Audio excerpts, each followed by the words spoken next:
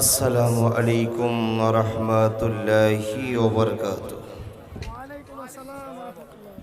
আলহামদুলিল্লাহি নাহমাদুহু ওয়া নাস্তাঈনুহু ওয়া নাস্তাগফিরুহু ওয়া নাউযু বিল্লাহি মিন শুরুরি আনফুসিনা ওয়া মিন সাইয়্যাতি আমালিনা। من يهده الله فلا مضل له ومن يضلله فلا هادي له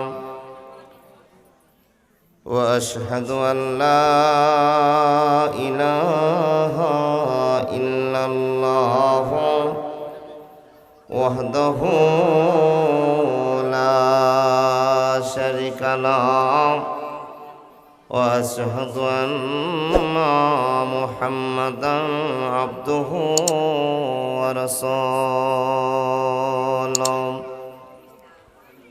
الذي أرسله بالحق بشيرا ونذيرا وداعيا إلى الله بإذنه وسراجا منيرا. أما بعد فإن خير الحديث كتاب الله وخير الهدي هدي محمد صلى الله عليه وسلم وشر الأمور محدثاتها وكل محدثات بدعة وكل بدعة ضلالة وكل ضلالة في النار. أما بعد أعوذ بالله من الشيطان الرجيم. بسم الله الرحمن الرحيم. واعبدوا الله ولا تشركوا به شيئا وبالوالدين إحسانا وبذي القربى واليتامى والمساكين وزار ذي القربى وزار الذنوب وصاحب الجنب وابن السبيل وما ملكت أيمانكم إن الله لا يحب من كان مختالا فخورا. وقال الله تبارك وتعالى في كلامه المجيد والفرقان الحميد. بسم الله الرحمن الرحيم. وإذ قال موسى لقومه إن الله يأمركم أن تذبحوا بقرة قالوا أتتخذونا هزوا قال أعوذ بالله أن أكون من الجاهلين. قالوا ادع لنا ربك يبين لنا ما هي قال إنه يقول إنها بقرة لا فرز ولا بكر أوان بين ذلك فافعلوا ما تؤمرون. بسم الله الرحمن الرحيم. وعن أبي سعيد الخدري رضي الله تعالى عنه قال قال رسول الله صلى الله عليه وسلم فاتقوا الدنيا واتقوا النساء فإن أول فتنة بني إسرائيل كانت في النساء.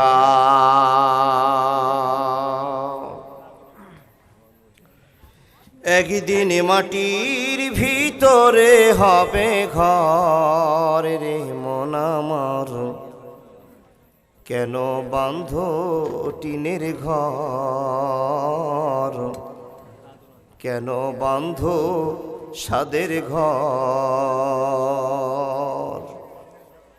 একদিন মাটির নিচে হবে ঘর রে মন আমার, কেন বাঁধো শখের ঘর, কেন বাঁধো সুখের ঘর।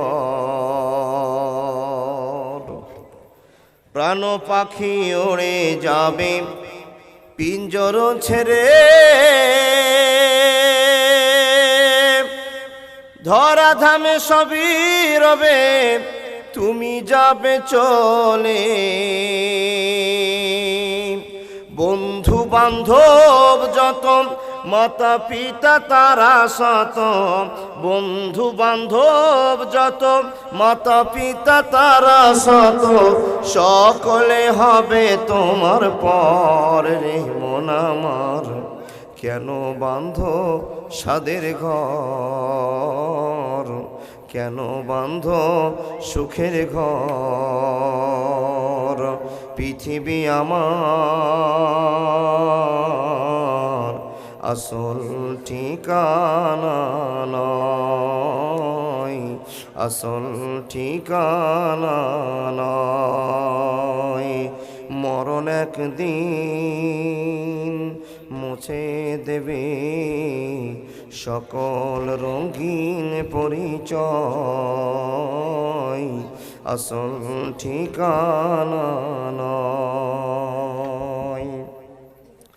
দেহ তোমার চর্মচর গলে পচে যাবে, শিরা উপশিরাগুলি ছিন্ন ভিন্ন হবে। দেহ তোমার চর্মচর গলে পচে যাবে, শিরা উপশিরাগুলি ছিন্ন ভিন্ন হবে। যখন প্রাণ চলে যাবে শূন্যে পড়ে রবে, গায়ে দিবে সাদাই কাফন রে মন আমার, কেন বাঁধো টিনের ঘর, কেন বাঁধো দালান ঘর, কেন বাঁধো সুখের ঘর। পৃথিবী আমার আসল ঠিকানা নয়, আসল ঠিকানা নয়। মরণ একদিন মুছে দেবে সকল রঙিন পরিচয়, আসল ঠিকানা নয়। নারে তাকবীর। এই আওয়াজ দিয়ে আল্লাহ এবং আল্লাহ রাসূলকে খুশি করা যাবে বাবা? ভালোবাসার সাথে ভদ্রতার সাথে যতক্ষণ আল্লাহ এবং আল্লাহ রাসূলকে না ডাকা যায় ততক্ষণ আমরা নেকির আশা করতে পারি না। তাই ভদ্রতার সাথে আল্লাহকে খুশি করার উদ্দেশ্যে জোরে বলুন লিল্লাহি তাকবীর। ঈদের খাওয়াতে গোলমাল ছিল নাকি এত আওয়াজ কম? অনেকদিন পর ফুল পেটে খেতে পেয়েছেন, আওয়াজ বসে যাচ্ছে না বাবা? হ্যাঁ হ্যাঁ, আমার রসুলউদ্দিন ভাই সেমাইটা খুব কম খেয়েছে না। ও আল্লাহর বান্দা, আল্লাহকে যেই ভাষা দিয়ে ডাকবেন এই ভাষাটার কোনোদিন সন্ধি বিচ্ছেদ হয়নি আর হবেও না। আল্লাহটা হলো মেন শব্দ। রহমান, রাহিম, জাব্বার, সাত্তার, কাহার, যতগুলো সেফাতি নাম শুনেছেন এইগুলো আল্লাহর ডাক নাম। ভালোবাসার সাথে আপনি বলছেন এগুলো সেফাতি নাম, যেটা অরিজিনাল নাম সেটা হলো আল্লাহ। তো আল্লাহ শব্দের মানে অনেক বড় বাপ। তাই আপনারা মন খুলে একবার এমন তুলে আওয়াজ দেন আপনার আওয়াজের ধ্বনিটা যেন ফিলিস্তিনের মাটি পর্যন্ত পৌঁছায়। জোরে বলুন লিল্লাহি তাকবীর। ধনকল পার হয়নি, ওই লোকটি কি বিজেপির লোক নাকি গো বাপ? আওয়াজ কেন তো কম? না সব TMC mixture? RSP, CPM, TMC, Congress সব মিক্সচার নাকি? এখন মিক্সচার হলো মরণের দিন একই দলে যেতে হবে। কার কাছে গো? আল্লাহর কাছে। আচ্ছা বাপ, যাই হোক আলহামদুলিল্লাহ, খুব ভালো লাগছে। কিন্তু গতবারের তুলনায় মনে হয় অর্ধেক লোক মালাকুল মত নিয়ে চলে গেছে। ভাব লাগছে। পিছনে অনেক লোক দাঁড়িয়ে আছেন, আমি অনুরোধ করবো একটু বসে যাওয়ার জন্য। মাইকম্যানকে বলবো, মাইকম্যান ভাই, যদি স্পিকারে ঠেকিয়ে কথা বলছি, আওয়াজ হচ্ছে, দূর থেকে কথা হচ্ছে না, যদি পারেন সম্ভব হয় তাহলে একটু ঠিক করার ব্যবস্থা করুন। তারপর গলাটা টান দিচ্ছে মনে হচ্ছে। ভাই তো আমার ছোট চ্যাংড়া, ভালো আছে মনে হচ্ছে, একটু হালকা করে দাও যেন গলাটা না টানে। এটা দূর থেকে কথা বলতে হলে গলাটা টানবে না। যাই হোক, আপনার এখানে হ্যাঁ, জি জি জি আলহামদুলিল্লাহ, শব্দ চলে আসবে, বিশ্বাস আছে। যারা আল্লাহকে ভালোবাসে, নবী মোহাম্মদকে ভালোবাসে, 1 মাস রোজা করেছেন। বাপ, কে কে 1 মাস রোজা করেছেন বলুন তো? একটা। সবাই কিছু হাত দেখাচ্ছে না কেন বাপ? হ্যাঁ, ও বোঝা যাচ্ছে, অর্ধেক করেছে অর্ধেক করেনি। আসামি এখানে আছে। মেহেরবানি করে আল্লাহকে খুশি করার জন্য হাতটা যদি জাগান, একদিন পৃথিবী আপনার হিসাব দিবে। সেই দিন আপনার মুখ বন্ধ থাকবে, পৃথিবী আপনার দেহের খবর জানাবে। সেই দিনের জন্য আপনি হাত উঠাতে বলে হাত উঠাইন, সুবহানা বলতে বলে সুবহানাল্লাহ বলিয়েন, আলহামদুলিল্লাহ বলতে বললে আলহামদুলিল্লাহ বলেন। এই জন্য বলবেন, সেই দিন মুখ দুটো বন্ধ হবে, হাত অঙ্গ প্রত্যঙ্গ খুলে দেওয়া হবে। তারপরেও এই পৃথিবীটা যেটা দৌড়ঝাঁপ করেছেন, এই পৃথিবী আপনার পক্ষে বিপক্ষে সাক্ষী দিবে। সেই দিনটি স্মরণ করে যদি রাখতে পারেন, তবেই দুনিয়ার সার্থক হবে। আল্লাহ যেন বুঝে আমল করার তৌফিক দান করেন, আল্লাহুম্মা আমিন। বাবজান, অনুরোধ আপনাদেরকে, ইঙ্গিতে বুঝতে পারছেন বক্তা কি বলতে চাইছে। সামনে ফাঁকা, পিছনে ভর্তি। পিছনে নেকি পিছনের মতো হবে। জুমা মসজিদে ঢুকলে প্রথম লাইনে যত নেকি হবে, সেকেন্ড লাইনে তার কম হবে, থার্ড লাইনে তার চাইতে কম হবে, চতুর্থ লাইনে 4 চাইতে কম হবে। এটা যদি সহি শুদ্ধ হাদিসের প্রমাণ হয়, তো আপনি এই মাজলিসে বসে জান্নাতি বাগানে কেন পিছিয়ে পড়বেন? উঠে আসুন, একটু একটু সরকে যান বাবু, একটু একটু করে, একটু একটু করে আসুন। আসুন না সোনামণিরা, আসুন না। পিছনে আমার দাদাদেরকে বলছি, ভাইদেরকে বলছেন, উঠে আসুন। আপনারা যদি আপনি আমাকে সাহায্য না করেন, তাহলে কিন্তু আমি সঠিক কথা বলতে পারবো না। জি জি জি, অনেক জায়গা আছে। আর বসার সিস্টেমটা আপনারা ভুল করে রেখেছেন। বাস, ও দাদারা আপনারা উঠবেন না, সিদ্ধান্ত করে এসছেন। নড়ুন সোনা, নড়ুন, আল্লাহকে খুশি করার জন্য নড়ুন। মাশাআল্লাহ, ভালো কচু আলু হলে অল্প জালে সিঝে, আর ভালো ঘরের ছেলে হলে অল্প কথাই বুঝে। যারা শিক্ষিত ভালো মানুষ তারা বুঝে গেছে, উঠে গেছে, আলহামদুলিল্লাহ। আর বিরক্ত করবো না। কিন্তু বাম দিকটা ফাঁকা, একটু রাস্তা রাখিয়েন, পিছন থেকে যারা আসবে সে ঢুকে যাবে। যাক আলহামদুলিল্লাহ, এখানে আমরা পিওর অরিজিনাল মুসলমানটি আছি, যারা রমজান মাসে কোনো ভেজাল করিনি না। 30টি রোজা রাখলাম, পড়োশিকে খুশি করার জন্য না আল্লাহকে খুশি করার জন্য? সবাই আল্লাহকে খুশি করার জন্য যারা রোজা রেখেছেন, সকলে ফিতর আদায় করেছেন, তারা আল্লাহ খুশি হয়েছে। একটাতে আল্লাহ দুঃখ পেয়েছে, স্ত্রীকে নিয়ে কালিয়াগঞ্জের মাটিতে 6000 টাকার শপিং করেছেন। জাননি?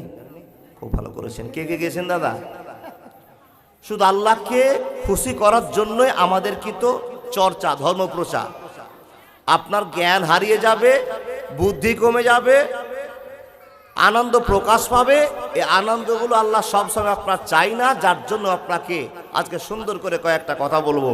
তাহলে আমি মেন কথা বলার আগে আপনাকে বলে নিচ্ছি বাবা, তাহলে আপনারা এই ভুলটা করেননি তো?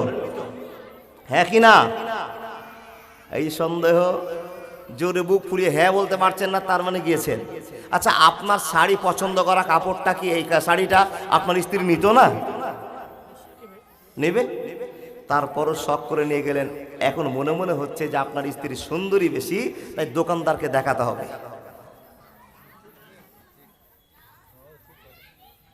ও আল্লাহর বান্দা, স্ত্রীকে খুশি করতে মার্কেটে নিয়ে গিয়ে ঈদ করার জন্য গেলেন।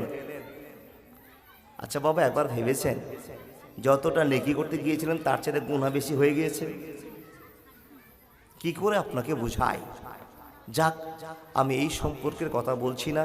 আল্লাহ যেন আমাদের পবিত্র রমজান মাস আমাদের দয়া করে দিয়েছিলেন।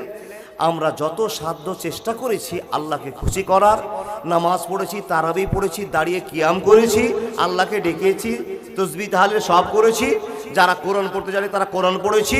গরিব মিসকিন ফকির যেখানেই দেখতে পেয়েছি 5 টাকা থেকে 50,000 পর্যন্ত দান খয়রাত করেছি কিনা? তবে বাবা, আজকের দিনে যে আমলটা আপনার ছুটে গেল, নেকিটা ছুটে গেল, এখন যদি সাহানে আপনি মাথাকে ঠুকে ঠুকে মাথা ফাটিয়ে দেন, তাহলে গত রাতের আগের রাতে যেটা আপনার রমজান মাস ছিল, ওই নেকিটা আপনি আর 11 মাস পাবেন না। এটাই হলো আপনার জন্য প্রধান ওয়াজ। এখন যত আপনি আমল করবেন, যত চেষ্টা করবেন, রমজান মাসের নেকি কিন্তু আপনার আমলে আর দেওয়া হবে না। আপনি 1 টাকা দান করবেন, 1 টাকাতে সাধারণ মাসগুলোতে যেইভাবে নেকি পেতেন সেইগুলো আপনি নেকি পাচ্ছেন। কিন্তু রমজান মাসে দিলে কত নেকি দিতেন আর কত নেকি পেতেন এই এক আল্লাহ জানে। আল্লাহ ছাড়া এর খবর দিতে পারবো না। তা আল্লাহর বান্দা, সামনে রমজান মাস পাবো কিনা এরকম গ্যারেন্টি কেউ দিতে পারবেন? মাওলানা আমি আছি, কারো নাই, কেউই পারবো না। তাহলে সেই রমজান আসবে কি না আমাদের গ্যারেন্টি নেই। তার জন্য আল্লাহ পাকের নবী মুহাম্মদ রাসূলুল্লাহ পড়ুন সাল্লাল্লাহু আলাইহি ওয়াসাল্লাম আগে আপনাকে জানিয়ে দিয়েছি, মানুষ সময় থাকতে কাজ করো, সময় ফুরিয়ে গেলে কাজের ধান্দা করে লাভ হবে না, সেই সময় আল্লাহকে খুঁজে পাওয়া যাবে না। বলো, বক্তব্য শেষ। 2-4টি ভালো কথা বললাম। এখন আমি যে বিষয়টা আপনাদের সামনে আলোচনা করতে যাচ্ছি, শুধু আপনার জন্য আলোচনা, আমার জন্য আলোচনা। এই গুনাহগুলো আমরা যদি করি তাহলে আমরা জাহান্নামে চলে যাব। মাওলানা, গুনাহটা কি?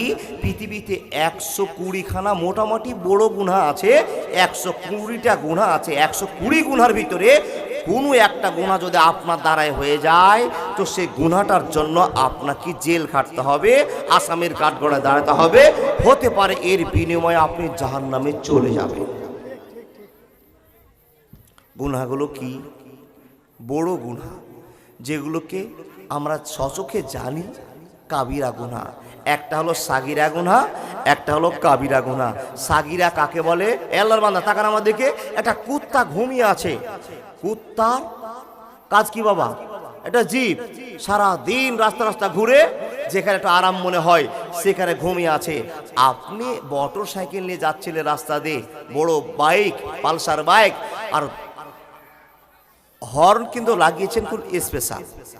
কুত্তাটাকে নিজে থেকে টানের সাথে কুত্তাটাকে রাস্তা থেকে সরিয়ে দেওয়ার জন্য হোক কিংবা তাকে ডিস্টার্ব দেওয়ার জন্য হোক, কুত্তার সামনে গিয়ে জোরে হর্নটাকে দেবে ধরলেন, বাঁশিটা বাজিয়ে দিলেন, আর আপনার বাইকের আওয়াজে কুত্তাটা ছটপট করে চমকে গিয়ে মারলো, দোল মাঠের দিকে, জঙ্গলের দিকে ছুটতে আরম্ভ করলো। আপনি একটা ভুল করলেন, একটা গুনাহ করলেন। এই ভুলটা কাবিরা নয়, এই ভুলটা হলো কি? সাগিরা। এ বাপ, রাস্তা দিয়ে চলছেন, রাস্তা দিয়ে হাঁটতে হাঁটতে হাঁটতে হাঁটতে ছোট একটা আমের গাছ দেখতে পেলেন, চট করে 2টো পাতাকে ছিঁড়ে নিলেন। পাতাটা ছিঁড়ার কিন্তু কোনো প্রয়োজন ছিল না। প্রয়োজনে যদি ছিঁড়েন গোনা হবে না, অপ্রয়োজনে ছিঁড়িয়ে পাতাটাকে হাতে টুকরো করতে করতে টোটাল পাতাটাকে ফেলে দিলেন। আপনি একটা সাগিরা গুনাহ করলেন। এই ভুলগুলো মানুষ সারা দিনে 100, 150, 200 করে ফেলে। সেই মানুষগুলো এই সাগিরা গুনাহগুলোকে মোচন করার জন্য মসজিদে গিয়ে রব্বানা জালামনা আনফুসনা করে হাত উঠে কাঁদতে হয় না। যদি লোকটা সারা দিনের বেলায় একবার কোনো দৃশ্য দেখে, কোনো ভূমিকা দেখে, কোনো আল্লাহর নিয়ামতকে দেখে একবার মনের সাথে বলে দেয় আল্লাহু আকবার কিংবা সুবহানাল্লাহ, আলহামদুলিল্লাহ, লা ইলাহা ইল্লাল্লাহ, এই ছোট্ট প্রশংসাগুলো যদি করে নেয়, তো 100, 150, 200 গুনাহ সব সঙ্গে সঙ্গে মাফ হয়ে যায়। জোরে বলুন আল্লাহু আকবার। কিন্তু কাবিরা গুনাহ আছে, একটা যদি হয়ে যায়, মার সঙ্গে বাবার সঙ্গে ভদ্র ব্যবহার করতে পারলেন না, রাস্তাতে চলছিলেন, কোনো লোকের সঙ্গে একটা ধাক্কাধাক্কি কথা হলো, কথার মধ্যে টক্কর হলো, লোকটাকে ধাক্কা মেরে দিলেন, অপমান করে দিলেন। এইগুলো হলো কাবিরা গুনাহ। এই গুনাহটার জন্য আপনাকে মসজিদে গিয়ে হোক আল্লাহর কাছে দুই হাত তুলে কাঁদতে হবে, মাবুদ আমি এত বড় ভুল করলাম, আমাকে তুমি ক্ষমা করে দাও। এই অপরাধের জন্য আপনাকে স্বীকারোক্তি দিতে হবে। এমন কিছু অপরাধ আছে, 120টার ভিতরে কিছু গুনতির অপরাধ আছে, যে অপরাধের জন্য আপনি আমি জাহান্নামে চলে যাব। সেই অপরাধের শ্রেষ্ঠ অপরাধের নাম হলো অহংকার। জোরে বললাম, কি বললাম? অহংকার। তাহলে আমরা মানুষ, অহংকার কাকে বলে আমাদের সব কিছু জানা আছে, নতুন করে বলার কিছু নেই। শুধু আজকের আলোচনাটা হবে অহংকার কাকে বলে আর অহংকার কি করে হয়, অহংকার নিয়ে টোটাল আলোচনাটা হবে। আল্লাহ রাব্বুল আলামিনের নবী মুহাম্মদুর রাসূলুল্লাহ পড়ুন সাল্লাল্লাহু আলাইহি ওয়াসাল্লাম বলছেন, যার ভিতরে কিঞ্চিত পরিমাণ, বিন্দু পরিমাণ অহংকার থাকবে সে জান্নাতে যাবে না, যাবে না, যাবে না। নবী কোনোদিন মিথ্যা কথা বলেছেন? তাহলে নবীজি যা বলছেন সত্য কথা। আমিও আপনাকে নবীজির কথার যদি উক্তি দিই তাহলে আপনি বিশ্বাস করবেন? আমার মতো একটা সাধারণ ছেলে আপনাকে কথা বলতে গিয়ে মিথ্যা কথা বলতে পারি, কিন্তু নবীর কথাটা যদি আপনাকে বলে দিই এটা নবী বলেছেন, তাহলে আপনার মানতে অসুবিধা নেই? নেই তো বাবা? বিশ্বাসের সাথে বলছেন তো? হযরত মুহাম্মদ বলছেন, যার অন্তরে এক সরষা দানা বরাবর অহংকার থাকবে সেই ব্যক্তি জান্নাতে যাবে না, যাবে না, যাবে না। তাহলে এখন আমরা নিজের অন্তরকে প্রশ্ন করি, আমাদের অন্তরে অহংকার আছে কি না? একটাই লোক হাত তুলবেন, যেই লোকটা প্রমাণ দিয়ে দেখাতে পারবেন মাওলানা জীবনে আমি কোনো অহংকার করিনি। একজন কেউ? খুব বুঝেও হাতটা উঠাবেন বাবা, খুব বুঝে হাতটা উঠাবেন। কিন্তু অহংকার কিসে কিসে হয় এক্ষুনি আপনাকে বলে দিচ্ছি। আপনার অজান্তে কিছু অহংকার হয়ে গিয়েছে, কেউ দেখাতে পারলেন না। আমি বক্তা সাহেবও পারলাম না, আমার দ্বারায় আমার জীবনে কোনোদিন অহংকার হয়নি, এই গ্যারেন্টি দিতে পারলাম না। বলে না? তাহলে অহংকারের সাজা কি? তো রব্বুল আলামিন বলছেন, অহংকারের সাজা হলো দুনিয়া আখেরাত দুটোই বরবাদ। দুনিয়া আখেরাত দুটোই বরবাদ। আল্লাহর বান্দা খুব মনোযোগ দেন। মানুষ বিশেষ করে 5টা জিনিস নিয়ে অহংকার করে। একটু দেখুন তো অহংকারটা এইভাবে হয় কি না। লোকটা সাধারণ লোক ছিল, গরিব লোক ছিল, খেটে খাওয়া লোক ছিল। এখন 3 ছেলে বিদেশে থাকে, 20,000 করে মাসে বাবাকে পাঠায়। তাহলে 3 কোটি কত হলো? 60,000 প্রতি মাসে বাড়িতে ঢোকে। ওই লোকটা গরিব মানুষ ছিল, অভাবী লোক ছিল। এখন সেই লোকটা সমাজের একজন ভালো পদে নিযুক্ত হয়েছে। টাকার জন্য আপনারা মণ্ডল, সর্দার, এমএলএ, এমপি, প্রধান যাই হোক বানার চেষ্টা করেছেন। যখন টাকা হয়ে যায় তখন মানুষের এমনিতেই একটা স্পেশাল অহংকার হয়। কথা ঠিক বললাম না ভুল বললাম?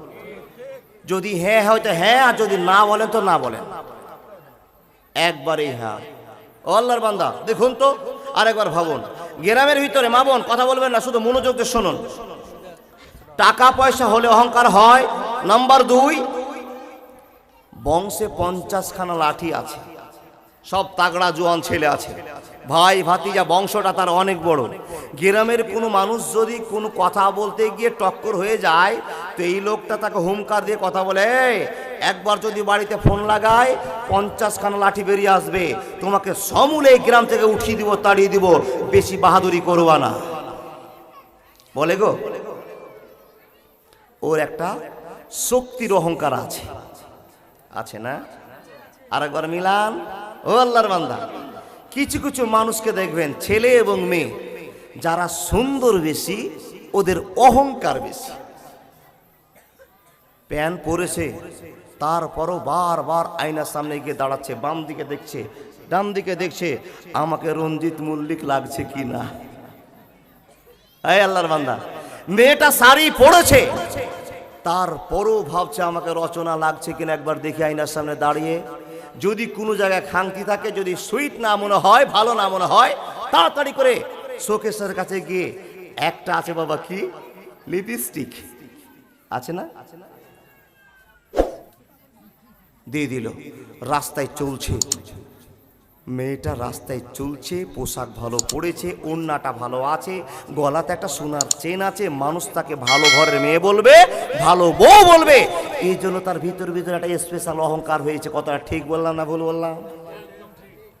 তাহলে এগুলো আমাদের ঘটনা ঘটছে, কিন্তু আমরা ধরতেই পারছি না, আমাদের অহংকার হচ্ছে।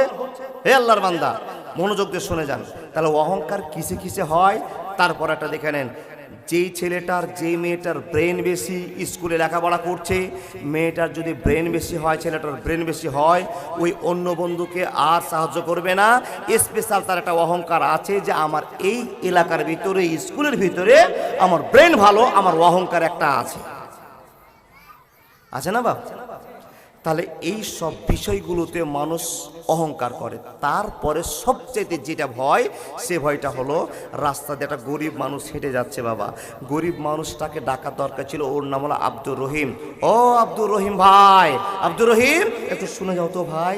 আপনি ডাকছেন, আব্দুর রহিম আপনার কাছে চলে আসছে, তাহলে আপনি ডাকটা দিলেন কি করে? ও আব্দুর রহিম ভাই, শোনো শোনো শোনো, এটা হলো ভদ্রতার ডাক। যদি আপনি বলেন এই রহিম ভাই সব, কি বুঝলেন? কি বুঝতে পেরেছেন আপনি?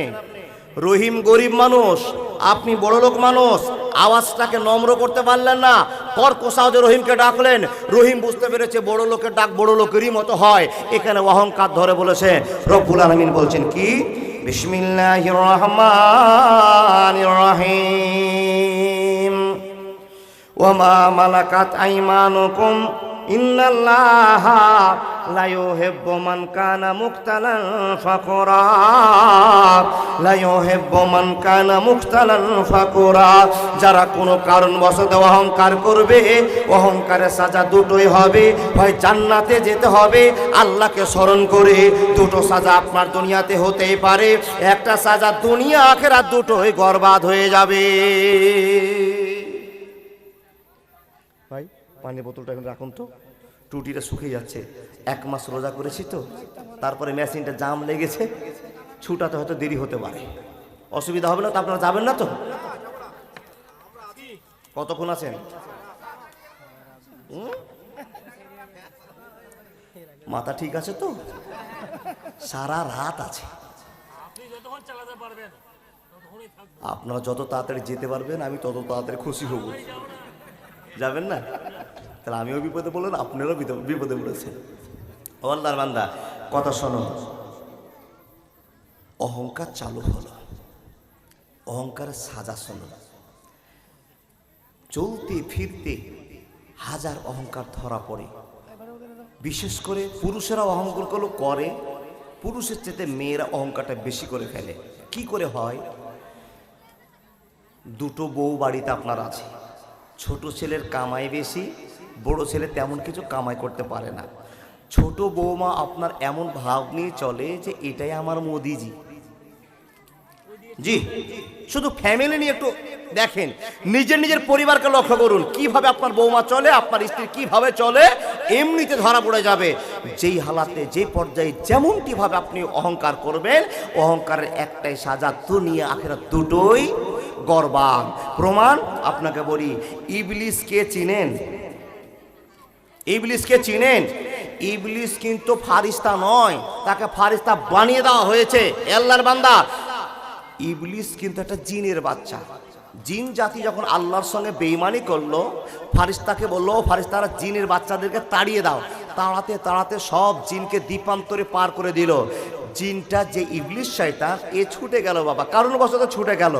ফারিস্তাদের সঙ্গে থাকতে থাকতে ছোট্ট বাচ্চা বড় হতে হতে আল্লাহকে এমন ইবাদত দেখালো, তো আল্লাহ বলছেন যাও তুমি জিনের সঙ্গে, ফারিস্তার সঙ্গে থাকতে থাকতে তোমার টাইটেলটাও ফারিস্তা পড়ে গেল। অরিজিনাল কিন্তু ইবলিস শয়তান জিনের বাচ্চা, অরিজিনাল ফারিস্তা নয়। মাথায় রেখে দেন, একটা নতুন কথা জানলেন। এবার ইবলিস থাকতে শুরু হলো। থাকতে থাকতে থাকতে থাকতে থাকতে থাকতে আল্লাহ যখন দুনিয়াকে সৃষ্টি করলেন আর দুনিয়া চলার জন্য আদমকে নির্বাচন করলেন, আদমকে পাঠাতে হবে। সব গল্প শেষ, আদম তৈরি হলো। আদমকে কি ক্যাটাগরিতে আল্লাহ তৈরি করলেন, ইবলিস কিন্তু দেখছেন, শুনছেন। এক পর্যায়ে আল্লাহ বললেন, ও মালায়েকা, ও ফেরেশতার দল, তোমাদেরকে আমি আহ্বান জানালাম, এই যে আমার আদমকে সম্মানের সাথে আমি তৈরি করেছি, মাত্র একটা সিজদা করো। বন্ধু আমার, কথা বলতে আরম্ভ করলাম, মনোযোগ দিয়ে কথাগুলো শুনে যান। আদেশ করা হলো তোমরা সবাই সিজদা করো। যখনই সিজদা করা আদেশ করা হলো, প্রত্যেকটা ফেরেশতা আসছে আর সিজদা করে চলে যাচ্ছে, আসছে আর চলে যাচ্ছে, আসছে আর চলে যাচ্ছে। সবার সিজদা হয়ে গেল, কিন্তু একজন ফেরেশতা দাঁড়িয়ে থেকে গেল, যার নাম ইবলিস। বুকে হাত বেঁধে দাঁড়িয়ে আছে। ইবলিস, তুমি কি সিজদা করবা না? ইবলিস বলছে, আল্লাহ আমি সিজদা করতে পারবো না। কি জন্য সিজদা করবে না? বলে, রব্বুল আলামিন, আমি নিজের চোখে দেখলাম, জীবন দাসাতে আমি নিজের চোখে অনুভব করতে পারলাম, তুমি ফেরেশতাকে পাঠিয়ে মাটি থেকে 3 রকমের কাদা নিয়ে আসলে, আর আসার পরে আসমানে তুমি 40 বছর জমা করে রাখলে, ওইখানে পানি দিয়ে দিয়ে তুমি কাদাগুলোকে পচিয়ে রেখেছো, আর পচা কাদা থেকে তুমি আদমকে বানিয়েছো, আর আদমকে বানার পরে তুমি মানুষের মতো মানুষ বানিয়ে তুমি একটা রুহুকে ফুঁকে দিয়েছো, মানুষের কন্ট্রোলের মতো ব্যবস্থা করে দিয়েছো। আর তুমি এত বোকামি আমার কাছে প্রকাশ করেছো। সরি, বোকামির কথা প্রমাণ নাই বাবা আমার। আল্লাহর সঙ্গে প্রতারণা শুরু করে যে বলছে, হে মহান রব, আমার বিবেকে ধরা পড়েছে, প্রত্যেকটা ফেরেশতা যদি সিজদা করে যায়, আমি ইবলিস কোনোদিন সিজদা করতে পারবো না। কি জন্য সিজদা করতে পারবে না বলো? বলে, রব্বুল আলামিন 40 বছর পচা কাদাকে লালন পালন করে সৌন্দর্যপূর্ণ করার পর তুমি রূহ ফুঁকে দিয়ে মানুষ বানিয়ে দিয়েছো, আর এই মানুষটাকে সিজদা করার জন্য পারমিশন দিয়েছো। আমি এজন্য করব না, আমাকে পচা কাদা থেকে বানাওনি, আমাকে আগুনের সীসা থেকে তুমি বানিয়ে দিয়েছো। কিন্তু রব্বুল আলামিন, আর সে আগুনের সীসাকে তুমি মাথা হেট করতে বলেছো, নম্রতার সাথে ভদ্রতার সাথে আদবের সঙ্গে তুমি সিজদা করতে বলেছো, আমি কোনোদিন করতে পারবো না। যখন এই প্রতিবাদ শুরু হয়ে গেল, অনেক কথার আলোচনা, আদমের কথা বলে টাইম লস করবো না। হে আল্লাহর বান্দা, মনোযোগ দিয়ে কথাগুলো শুনে যান। যখন আল্লাহর সঙ্গে প্রতারণা শুরু করলো, মহান রবের মনে একটা রাগ জন্মালো। ও ইবলিস, তোমাকে আমি দয়া করে আসমানে থাকার পারমিশন দিলাম, তুমি নামাজ, রোজা, হজ, যাকাত এত ভালোবাসার সাথে করেছো, কিন্তু একটা জিনিস না মানার কারণে আমি আল্লাহ রেগে গেলাম।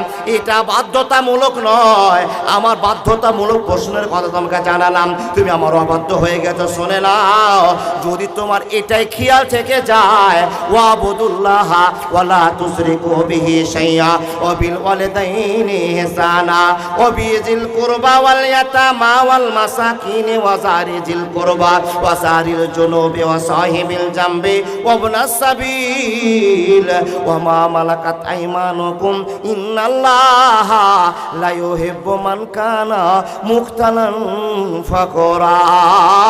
অহংকার চলবে না, চলবে না, চলবে না। আপন মানুষ চিনা বড় দায় রে, আপন মানুষ বোঝা বড় দায়। চাইলে তারে যায় না বলা, বুকের ভিতর কষ্টের মেলা। আপন মানুষ সবচেয়ে বেশি আপনকে কাদায়, আপনকে কাদায়। আপন মানুষ চিনা বড় দায় রে, আপন মানুষ বোঝা বড় দায়। বাবুই পাখি ঘর বাঁধিলে হয় না ঘরে ঠাই, ঝড় বাদলে কাটায় রে সে ঘরের দরজায়। পারে না সে ছাড়তে মায়া, ছাড়ে না ঠিকানা। আমি হলাম পথের প্রতীক, সবই আমার জানা।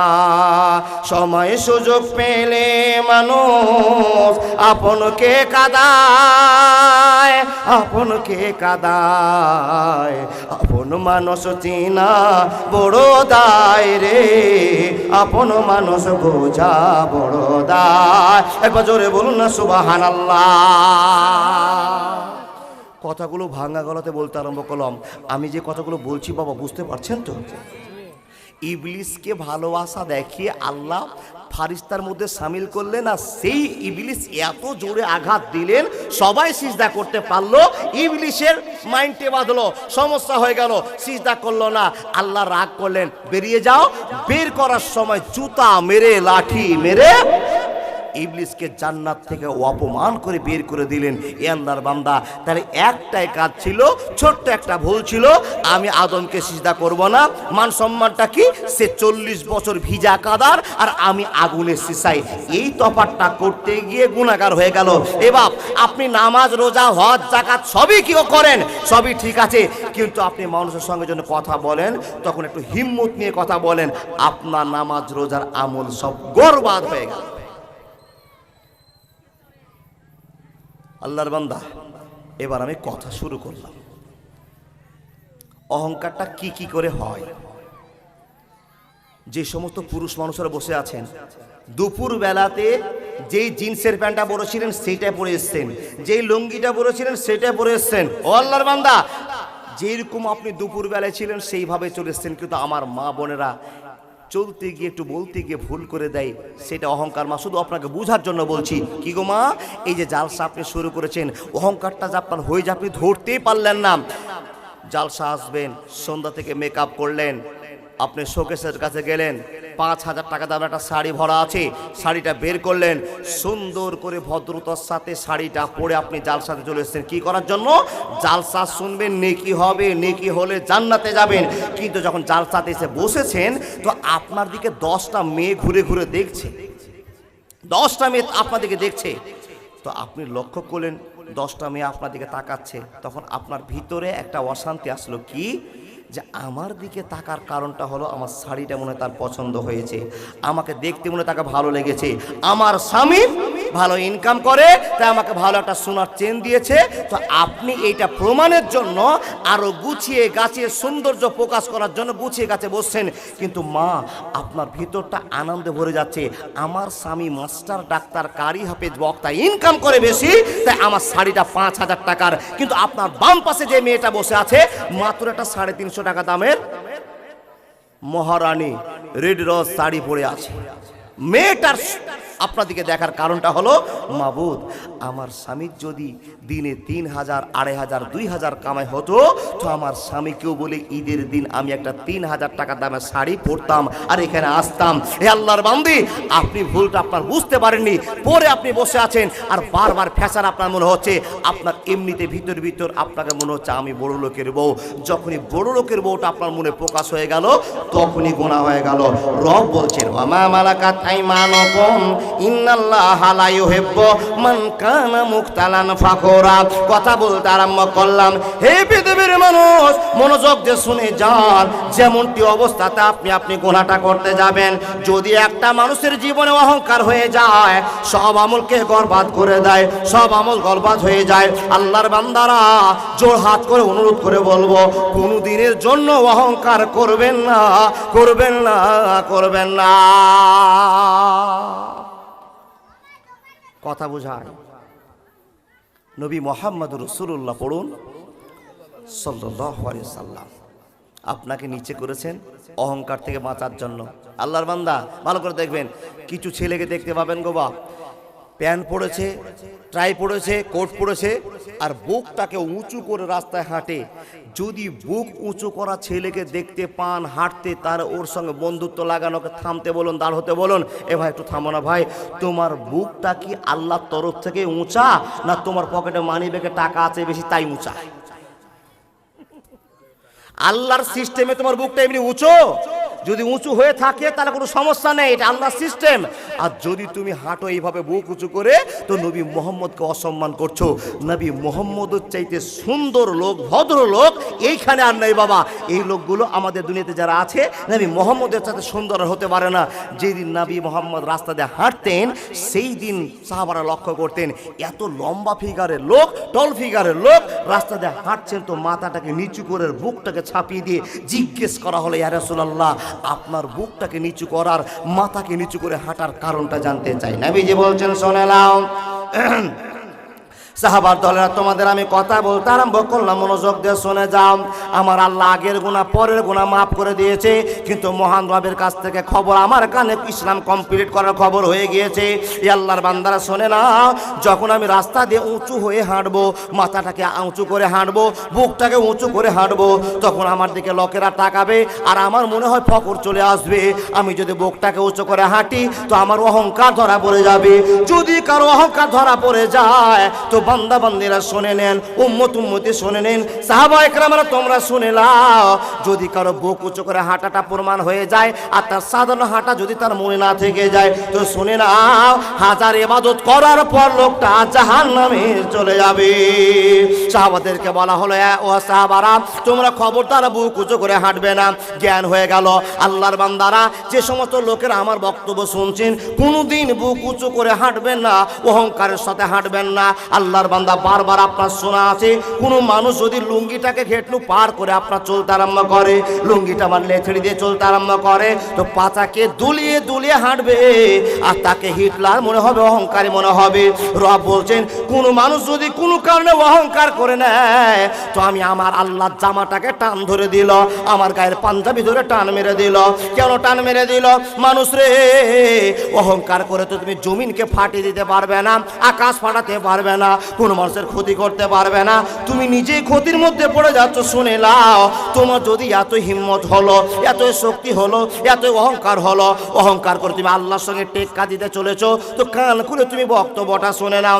আল্লাহর বান্দা, রাস্তার ভিতরে আপনার অহংকারটা হওয়ার কারণের জন্য আপনাকে সুন্দর একটা কথা বলতে আরম্ভ করলাম। বাড়িতে আপনি কোনো কাজ করছিলেন, হঠাৎ করে একটা আঙ্গুল আপনার কেটে গেল, হাঁইসাতে ছুরিতে চাকুতে আপনার আঙ্গুলটা কেটে গেল, 3 দিন চলে গেল, এই আঙ্গুলটার জন্য আপনাকে 103 ডিগ্রি জ্বর হয়ে গিয়েছে, আপনি আর ব্যথাটা সহ্য করতে পারছেন না। হে আল্লাহর বান্দা বান্দিরা, মনোযোগ দিয়ে কথাগুলো শুনে যান। বন্ধুরে, এই ব্যথাটার জন্য আপনাকে যখন 105 ডিগ্রি 10 ডিগ্রি জ্বর হয়েছে, সহ্য করতে পারছেন না, আপনি কাবু হয়ে গেলেন। রব্বুল আলামিন আপনাকে লক্ষ্য করে বলছেন, বান্দা, গতকালকের আগের দিন তুমি এত হিটলার ছিলে, এত মাস্তান ছিলে, এত শক্তিওয়ালা ছিলে, কিন্তু তোমাকে মাত্র জ্বর হওয়ার কারণে, হাতটা কেটে যাওয়ার কারণে এত শক্তিশালী মানুষটা চোখ দিয়ে ঝরঝর করে জল ফিল করতে আরম্ভ করো, তোমরা অশান্তি করে দিন কাটাতে আরম্ভ করো।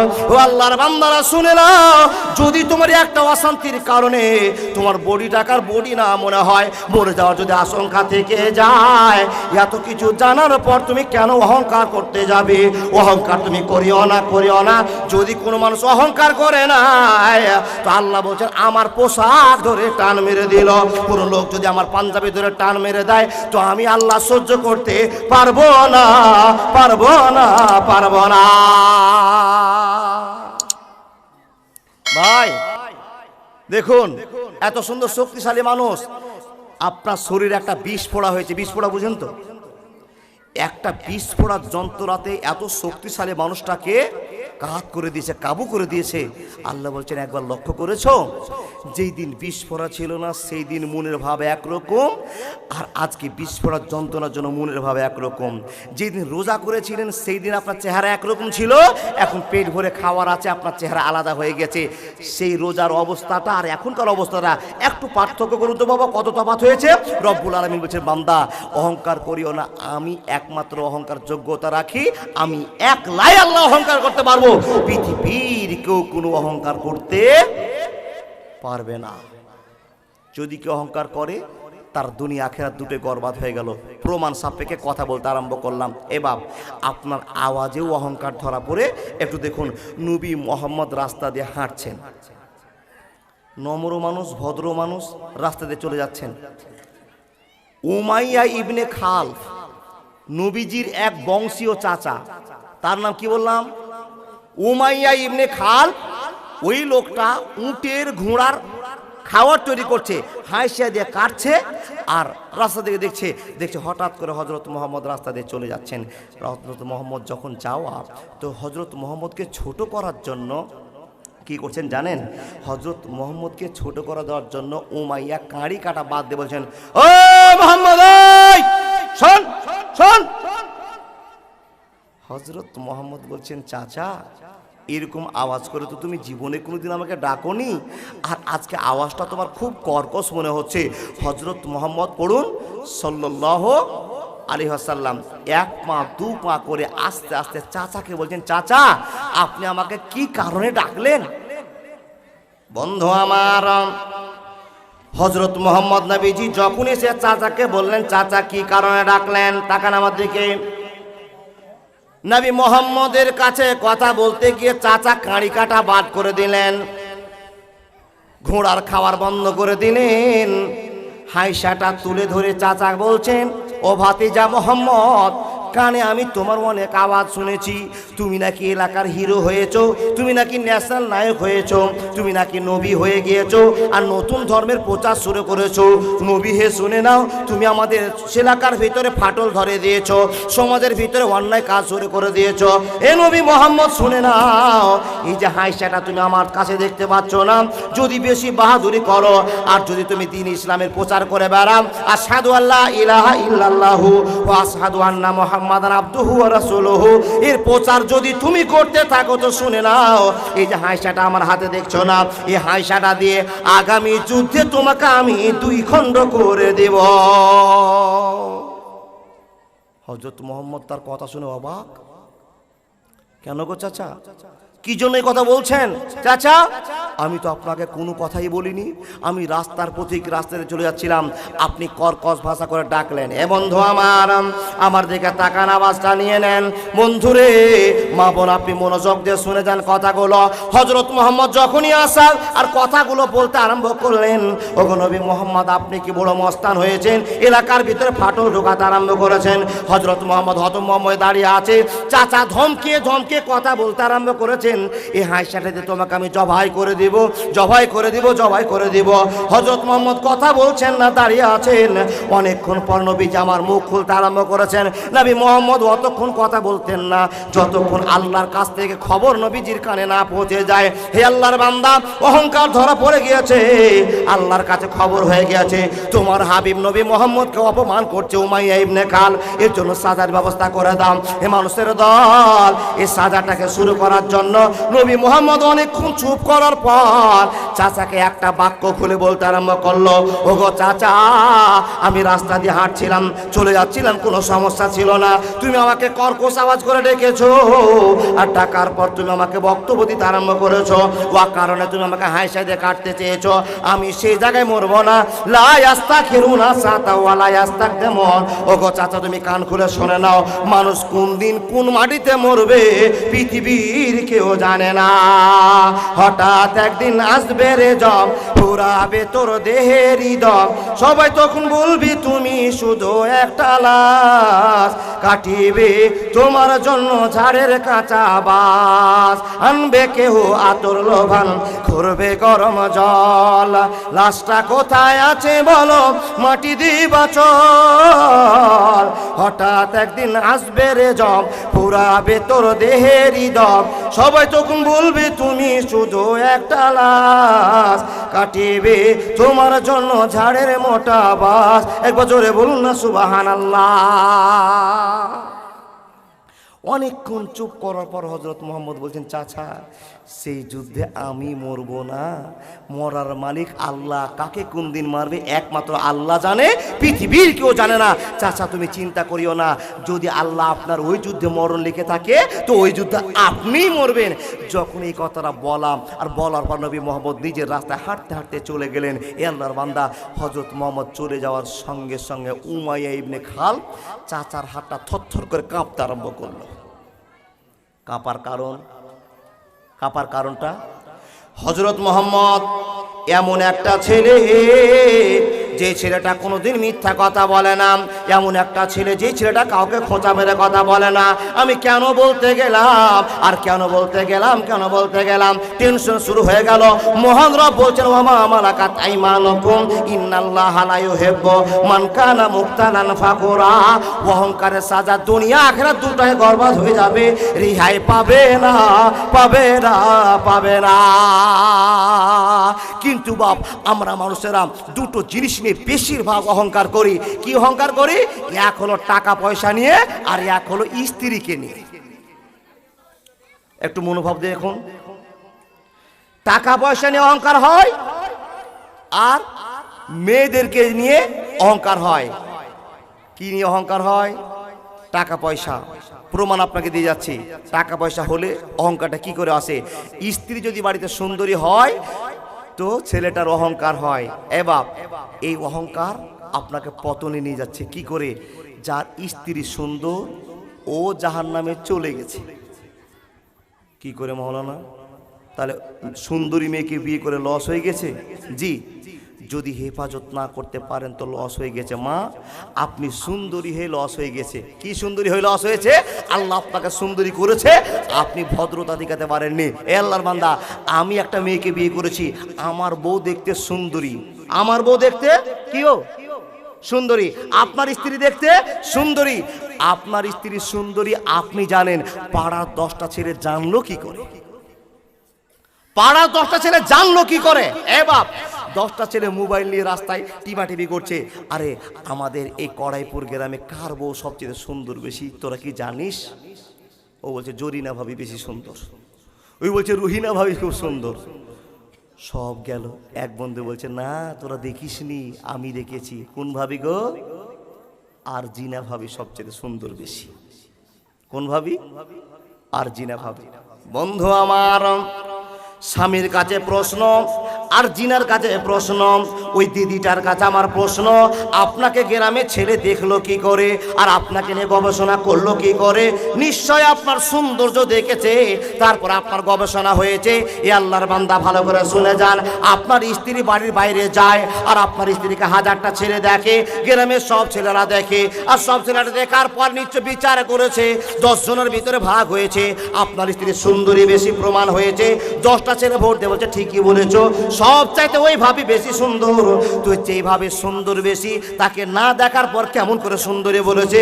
এ আল্লাহর বান্দা বান্দিরা মনোযোগ দিয়ে শুনে যান, সুন্দরী বউ যদি আপনার থেকে থাকে আর আপনি যদি প্রমাণ সাপেক্ষে আল্লাহর নবীকে না মানতে পারেন, আল্লাহর আইন না মেনে থাকতে পারেন, তো আল্লাহর বান্দা শুনে নিন, হতে পারে এই সুন্দরী বউর জন্য আপনার জীবনটাও যেতে পারে।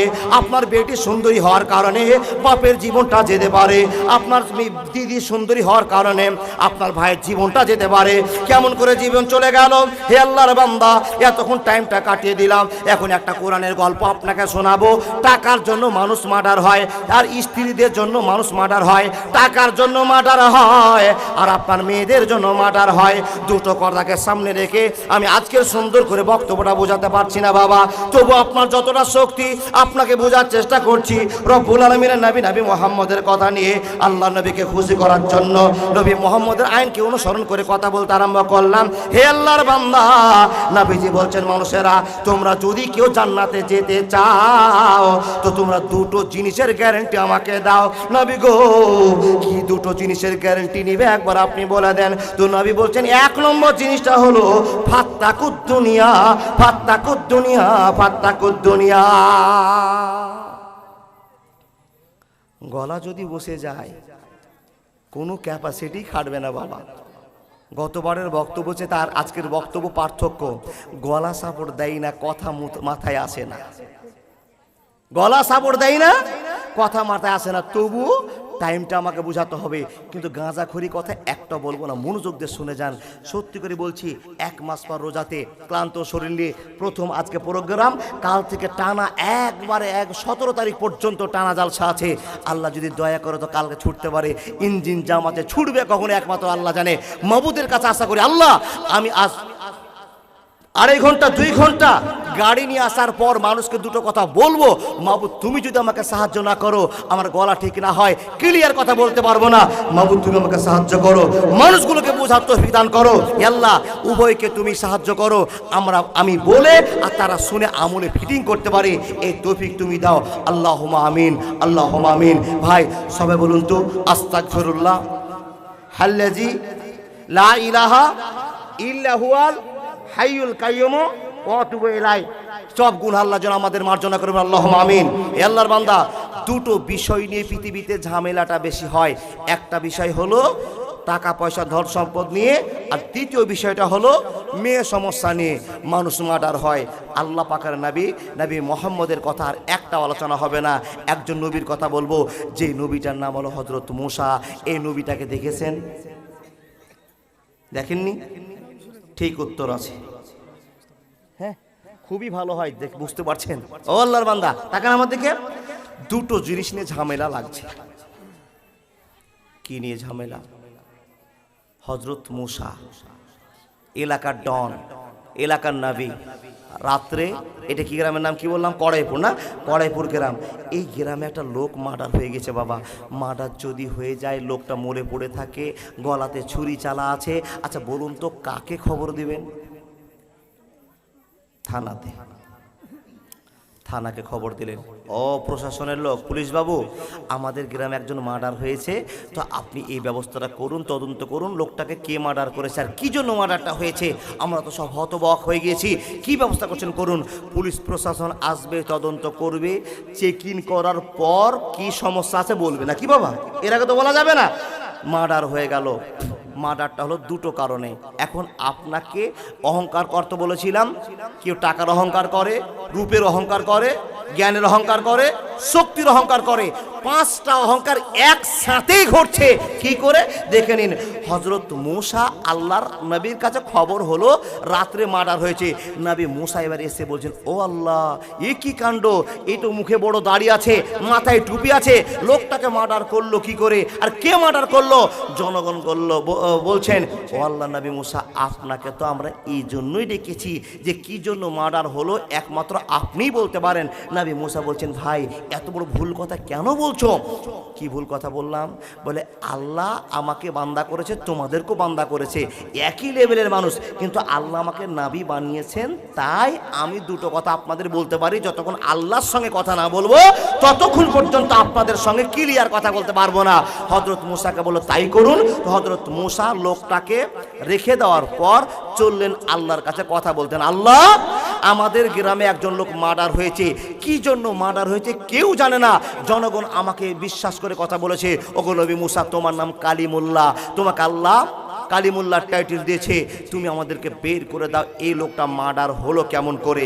দুটো প্রমাণ আছে বাবা, আয়াত চালু করে দিলাম। কি? বিসমিল্লাহির রহমানির রহিম। ইজ ক্বালা মূসা লিকাওমিহি ইন্নাল্লাহা ইয়ামুরুকুম আন তাযবাহু বাকারা ক্বালু আতাত্তাখিযুনা হুজুয়া ক্বালা আউযু বিল্লাহি আন আকুনা মিনাল জাহিলিন। কথা বলতে আরম্ভ করলাম, মনোযোগ দিয়ে আপনারা কথাগুলো শুনে যান। লোকটা মার্ডার হলো তো কেন হলো? দুটো মত বেরিয়ে আসলো। কেউ বলছে লোকটার 8 বিঘা 10 বিঘা জমি ছিল, টাকা অনেক ছিল, এই জন্য গুন্ডারা তাকে মেরে দিয়েছে। কেউ বলছে না না না, টাকার জন্য লোকটাকে মেরে দেওয়া হয়নি, লোকটাকে মার্ডার করা হয়েছে এই জন্য তার একটা সুন্দরী বেটি ছিল, আর সুন্দরী বেটিরা রাস্তা দিয়ে ফ্যাশন করে বেড়াতো। কোনো ছেলের চোখে নজরে পড়ে গিয়েছে, মেয়েটাকে বিয়ের প্রস্তাব দিয়েছে, তার বাপ তার সঙ্গে বিয়ের ব্যবস্থা করতে পারেনি, এই জন্য তার বাপকে মার্ডার করে দেওয়া হয়েছে। দুই রকম কথা বলার সঙ্গে সঙ্গে আপনাকে তৃতীয় নাম্বার মতটা বলছি। কোন আলেম বলছে, কোন লেখক বলছে না যে মেয়েটাকে মানুষ করার জন্য নয়। 3 নম্বর কারণটা লোকটা বলছে টাকাও ছিল লোকটার, তার জন্য মার্ডার হয়েছে, আর লোকটার সম্পত্তি থাকার পরে সুন্দর মেয়ে ছিল, এই জন্য লোকটাকে মার্ডার হয়েছে। 3টা মত আপনাকে প্রমাণ করলাম। এখন 3টা মতকে সামনে রেখে কোরআনের কথা আলোচনা শুরু করতে আরম্ভ করলাম। আল্লাহর বান্দারা মনোযোগ দিয়ে শুনে যান। লোকটা মার্ডার হয়ে গিয়েছে, মূসা নবীর কাছে খবর হয়ে গেল, আর মূসা নবী আল্লাহর কাছে বলতে গেলেন, হে রব্বুল আলামিন, আমাকে যতগুলো লোক মানে সব লোকগুলো আমার কাছে একটা দরখাস্ত করে দিয়েছে, এই লোকটাকে রাতে মার্ডার করা হয়েছে, কি জন্য মার্ডার করা হয়েছে আপনি বের করে দিন। মূসা নবী আল্লাহকে বলছেন, মাবুদ, লোকেরা আমার বাড়িতে ভিড় জমিয়েছে, মার্ডার হয়ে গিয়েছে, আসামি ধরার দায়িত্ব আমার, কিন্তু মাবুদ আমিও তো জানি না কে মার্ডার করেছে, কি জন্য মার্ডার করেছে, একমাত্র তুমি জানো, সৃষ্টিকুলের রব তুমি বের করে দাও এই আসামির কি ব্যবস্থা করতে হবে। আল্লাহ বলছেন, ওয়াইজ ক্বালা মূসা লিকাওমিহি ইন্নাল্লাহা ইয়ামুরুকুম আন তাযবাহু বাকারা। হে নবী মূসা, তোমার সেই সমস্ত লোকের কাছে তুমি চলে যাও, আর লোকগুলোকে গিয়ে সোজা করে একটা কথা বলে দাও, যে লোকটা মার্ডার হয়েছে তাকে মার্ডার করার কারণটা তার কাছ থেকে শুনে নিতে হবে। আমিও বলবো না, তুমিও বলবে না, যে লোকটা মার্ডার হয়েছে সেই লোকটাই বলে দিবে আমাকে কি জন্য লোকেরা মার্ডার করেছে। আচ্ছা বাপ, যাকে মার্ডার করা হয়েছে সেই যদি উত্তর দিয়ে দেয় আমাকে এই লোকটা মেরেছে, এই জন্য মেরেছে, তাহলে আর কোনো ঝামেলা আছে? অহংকার কি করে হয় দেখেন। নবী মুসাকে বলা হলো, নবী মুসা তুমিও বলবে না আমিও বলবো না, শুধু তোমার কমকে গে খবরটা জানিয়ে দাও, আনতাজবাহু বাকারা, একটা গরুকে জবাই করতে হবে, একটা গাই জবাই করতে হবে, আর 2 পিস মাংস 3 পিস মাংস সে মরা মানুষের উপরে চাপিয়ে দিতে হবে। মরা মানুষটা জিন্দা হয়ে কথা বলবে, কোন কোন লোক তাকে মার্ডার করেছে, একবার জোরে বলুন না নারাই থাকবে। এত বড় কথা, মানুষটা মরে গেছে আর মানুষটার উপরে যদি গরুর গোশত চাপা যায়, মাংস চাপা যায়, তাহলে মরা মানুষটা জিন্দা হয়ে যাবে, সেটা বলছেন কে? আল্লাহ। আচ্ছা আপনারা বিশ্বাস করে বলুন তো, গরুর মাংস চাপালে মরা মানুষ জিন্দা হবে? ইন্না লিল্লাহ, হবে না? আল্লাহ যে বলেছেন, আল্লাহ যে বললেন গো, নবী মুসাকে তো আল্লাহ বলছেন যাও গরু জবাই করতে বলো, গরুর মাংস চাপিয়ে দিলে মরা মানুষ জিন্দা হয়ে যাবে, এটা আল্লাহর কথা। তার বিশ্বাস হলো কিনা? না এখনো হয়নি? হে আল্লাহ, ঠিক সেই ছেলেগুলো অহংকার করেছিল, কিন্তু ভুল বুঝে অহংকার করেছিল। আপনারাও প্রথমে বললেন বিশ্বাস করা যায় না মৌলভী সাহেব, কেন? গরুর গোশতে কি মরা মানুষ জিন্দা হয়? হয় গো? আবার বুঝে বলুন হয় কি না? ইন্না লিল্লাহি ওয়া ইন্না ইলাইহি রাজিউন। আল্লাহ যে বলছেন,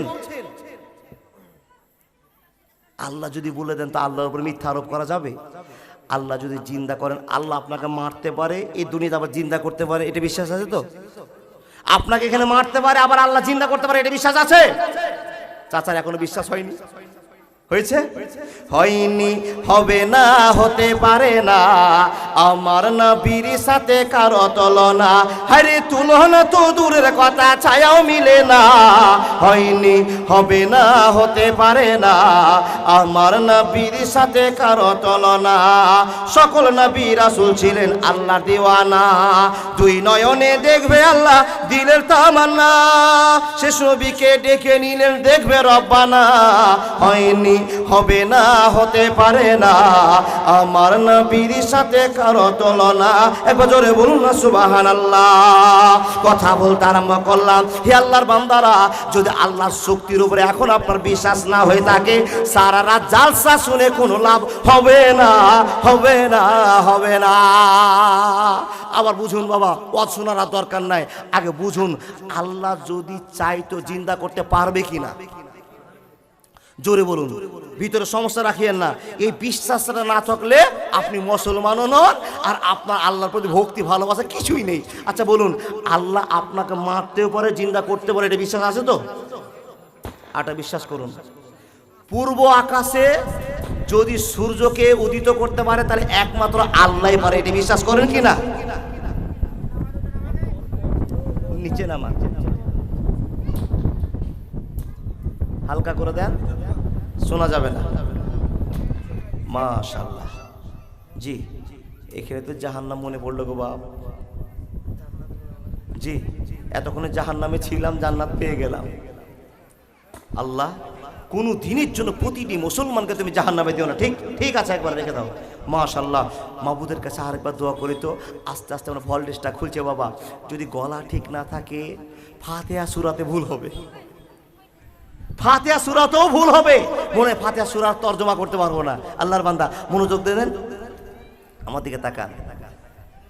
আল্লাহ বলছেন নবী মুসা, তোমার কমকে তুমি বলো, তাকান আমার দিকে, তোমার কমকে তুমি বলো, আন তাজবাহু বাকারা, কোরআনের কথা, বাকারা মানে গায়, আন বাবা আন হুরফে জার, আর আপনাকে যেটা বোঝার জন্য বলতে আরম্ভ করেছি, আন তাজবাহু বাকারা, যদি তাজবাহু হলো জবাই করা, জবাই করে দিক, আর 2-3টা পিস মাংস চাপিয়ে দিক, ওই মরা মানুষটা জিন্দা হয়ে কথা বলবে আমাকে মার্ডার কে কে করেছে। তাহলে আল্লাহ যখন বলছে আর সন্দেহ থাকা আছে কি বাবা? নাই। তাহলে বিশ্বাস করে নিলেন, সন্দেহ আর নাই, নাই, নাই। নবী মুসা বিশ্বাস করে সকালবেলায় এসে বলছেন, ও লোকেরা, ও ভাইরা শোনো।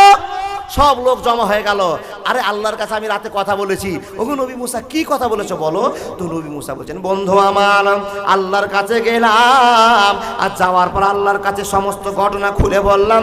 রব একটা কথার উত্তর দিয়ে বলে দিয়েছে, আনতাজবাহু বাকারা, তোমাদেরকে একটা গাই গরু জবাই করতে হবে।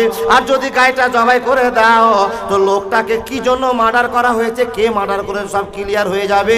যাকে জবাই করা হয়েছে সেই দাঁড়িয়ে তোমাদের সঙ্গে কথা বলে দিবে, কোনো সমস্যা হবে না, হবে না, হবে না।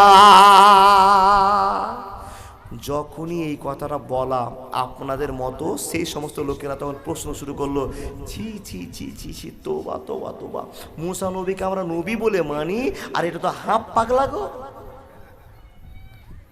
গরুর গোশতে কোনোদিন মানুষ জিন্দা হয়?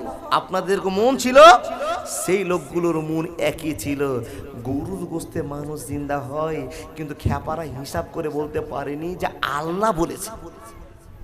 বন্ধু আমার, নবী মুসাকে প্রশ্ন শুরু করলো, 5 প্রকার মানুষ শুরু করলাম, যাদের জ্ঞান বেশি, যাদের রূপ বেশি, যাদের সৌন্দর্য বেশি, যারা টাকা পয়সার অহংকার করে, এই সমস্ত লোকেরা এক জায়গায় জড়ো হয়ে নবী মুসাকে পাগল বানার জন্য চেষ্টা করতে আরম্ভ করলো। টুপিওয়ালা লোকেরা পাগল হয়, পাঞ্জাবিওয়ালা পড়া লোকেরা পাগল হয়, এরা ভালো কিছু বুঝতে পারে না, এই জন্য তাদেরকে হ্যাকেল করে প্রতিপন্ন করার জন্য শিক্ষিত ছেলেরা লেগে পড়লো মুসা নবীর সঙ্গে। মুসা নবীকে বলতে আরম্ভ করলো, মুসা নবী, এত দিন পার হয়ে গেল, এত বছর পার হয়ে গেল, কোনোদিন শুনতে পারলাম না যে মানুষ জিন্দা হবে গরুর মাংসতে, আর আপনি নতুন কথা বললেন গরুর মাংসতে মানুষ জিন্দা হবে, এটা মানা যাবে না, মানা যাবে না। মুসা নবী বলতে আরম্ভ করলেন, ভাই না মানার কারণটা কি আছে? আল্লাহর কাছে রাতে কথা বললাম আর তোমাদেরকে সব খবরটা জানিয়ে দিলাম। হে আল্লাহর বান্দা, এটাই তো ক্লিয়ার করা কথা ছিল, আর কিছু জানি না। তোমরা যদি মানো তো খেলা দেখতে পাবে, আর না মানলে কোনো অসুবিধায় পড়বে না। কিন্তু বন্ধু তোমাদেরকে বলে দিলাম, ওয়া মা মালাকাত আইমানুকুম ইন্নাল্লাহা লা ইউহিব্বু মান কানা মুখতালান ফাখুরা। অহংকার করিও না, অহংকারের সাজা দুনিয়া আখিরাত দুটাই বরবাদ হয়ে যাবে, পরিত্রাণ পাবে না, পাবে না, পাবে না। মুসা নবীকে বলছেন, ওগো নবী মুসা, যদি আপনার কথাটা 1 মিনিটের জন্য মেনেই নিলাম যে মানুষ জিন্দা হবে গরুর গোশতে, গরুর মাংসে, তাহলে আপনি তো একটু বিবেচনা করে বলতে পারেন যে গরুটা যে আমরা কিনবো সেটা তো আপনি বলছেন বাকারা, মানে মেয়ে গরু, গাই গরু কিনতে হবে। তো আচ্ছা বলুন তো, কুরবানি যেদিন আপনারা করেন সেদিন সিং দেখেন গো, যে সিং ভাঙা আছে কিনা, লেজ ছুটা আছে কিনা, কানা কিনা, ল্যাংড়া কিনা, চাম আছে কিনা, দেখেন না বাবা। এক কথাই নিখুঁত গরু ছাড়া কুরবানি হবে না, এটা আপনাদের জানা। লোকগুলো প্রশ্ন করলো, নবী এখন আপনাকে দুটো কথা বলার আমাদের দরকার মনে হয়েছে। ও নবী মুসা, গরু যদি কুরবানি করতে যায়, ছাগল কুরবানি করতে যায়, সিং চোখ নাক মুখ সব দেখতে হয় অরিজিনাল কিনা। কিন্তু নবী মুসা গো, এতদিনের পরে একটা নতুন কথা বলেছেন, আর নতুন কথাটার জন্য, এত স্পেশাল কথা বলার জন্য আপনাকে ধন্যবাদ। কিন্তু নবী মুসা, আপনি কি বলতে পারবেন না এত ইম্পর্টেন্ট কাজের জন্য ইম্পোর্টেড গরুর দরকার আছে কিনা? ও নবী মুসা, আপনি তো গরুর রং ঢং কালার কিছু বললেন না, কেমন গরু কিনতে হবে বললেন না, শুধু একটা কথা বললেন, আনতাজবাহু বাকারা, মানুষের দল। নবী মুহাম্মদ আপনাকে বলে দিয়েছে, শুনে নাও, হে আল্লাহর বান্দা, কোনোদিন তোমরা অহংকার করবে না। হে আল্লাহর বান্দা, অহংকার করলে তোমার আখিরাত বরবাদ হয়ে যাবে। দুটো জিনিসে মানুষ অহংকার করে, একটা হলো ফাত্তাকুদ দুনিয়া ওয়াত্তাকুন নিসা, মানুষ দুনিয়া নামে পাগল হয়ে গিয়ে অহংকার করতে আরম্ভ করে। আর দ্বিতীয় নাম্বার, মেয়েদেরকে খুশি করার জন্য অহংকার করে। এই আল্লাহর বান্দা বান্দিরা, আপনি ভালো করে শুনে যান। নবী মুসা বলতে আরম্ভ করলেন, ভাইরে আমার, আল্লাহর কাছে যখন আমি প্রশ্ন করেছিলাম, আল্লাহ আমাকে বলে দেয়নি সিং টাটকা লাগবে, চোখ টাটকা লাগবে, ল্যাংড়া চলবে না, কানা চলবে না, এরকম কোনো দৃষ্টান্ত বলে দেয়নি। শুধু বলেছেন তাজবাহু বাকারা, একটা গাই জবাই করে মাংস চাপালে মানুষটা জিন্দা হয়ে যাবে, আর কিছু আমাকে বলে দেয়নি।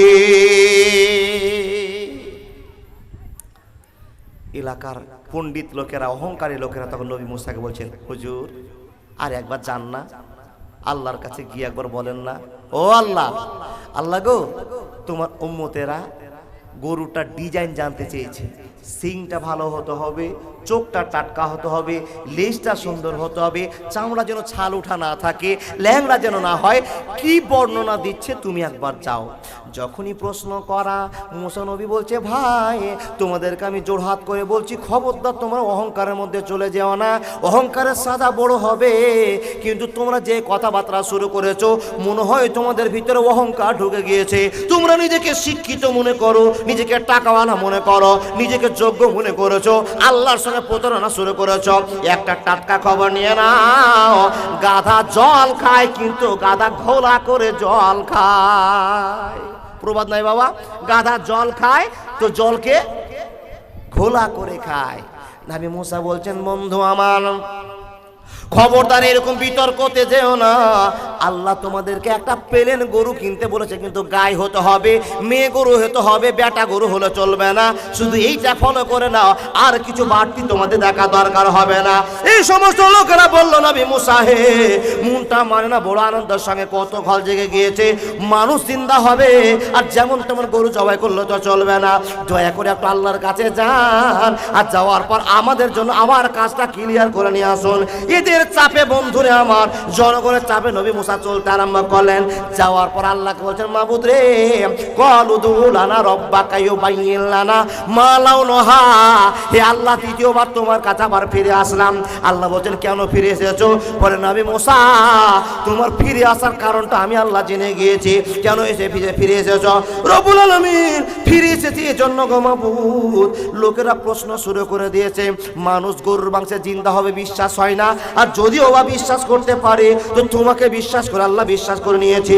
কিন্তু মাবুদ গো তারা জানতে চেয়েছে, তুমি তাদের রং ঢং বলে দাওনি, কেমন গরু কিনতে হবে বলে দাওনি, যার জন্য প্রশ্নের উপর প্রশ্ন করেছে, আমাকে আবার আপনার কাছে হাজির করে দিয়েছে। হে রব তুমি একবার বলে দাও কেমন গরু কিনে তাদের কাছে নিয়ে যেতে হবে, যেই গরুটা জবাই করলে মরা মানুষটা জিন্দা হয়ে যাবে। আল্লাহ বলছেন নবী মুসা দাঁড়া, তোদের অহংকারে মানুষের সাইজ আমি আল্লাহ করছি। নবী মুসা বলছেন যাওয়ার পূর্বে ভাই জোড়হাত অনুরোধ, কোনোদিন ভুল করিও না, আল্লাহর সঙ্গে প্রতারণা করিও না। আন আকুনা মিনাল জাহিলিন, তোমরা যদি বেশি প্রশ্ন করো তো তোমরা জানো মুসা নবী কোনো মিথ্যুক লোকের সঙ্গে থাকে না, কোনো মূর্খ লোকের সঙ্গে ছাড় কোনো আশ্রয় প্রশ্রয় থাকে না। যদি তোমরা আল্লাহকে ভয় করো তাহলে তোমরা প্রশ্ন করা বন্ধ করো। সব লোকগুলো শিক্ষিত লোক একই বাক্যে বলছেন নবী গো আপনাকে একটা আবেদন করলাম কিন্তু আপনি আমাদের আবেদন শুনলেন না। অনেক চেষ্টার পরে নবী মুসা আল্লাহকে গিয়ে বলছেন আল্লাহ আমি 2 নম্বরে তোমার কাছে এসেছি, হে রব তুমি আমার উম্মতকে একবার জানিয়ে দাও কেমন গরু জবাই করলে মানুষটা জিন্দা হবে।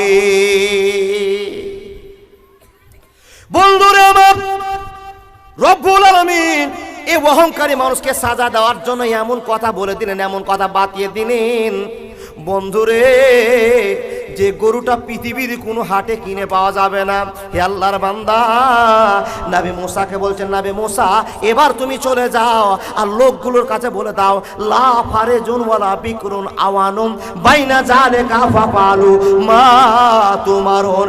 নবী মুসা যে সমস্ত গরুটা কেনার জন্য তোমাদেরকে আদেশ করেছিলাম ওই গরুটা যদি এখন তোমরা গায়ে কিনে নাও তো ওই গায়টা সাধারণ গায়ে জবাই করলে আর হবে না, ওর সিং দেখতে হবে, নাক দেখতে হবে, চোখ দেখতে হবে, অরিজিনাল একটা গরু দেখতে হবে। শুধু তাই নয় লা ফারেজুন ওয়ালা বিকরুন আওয়ানুম বাইনা জালিকা ফাফালু মা তুমারুন।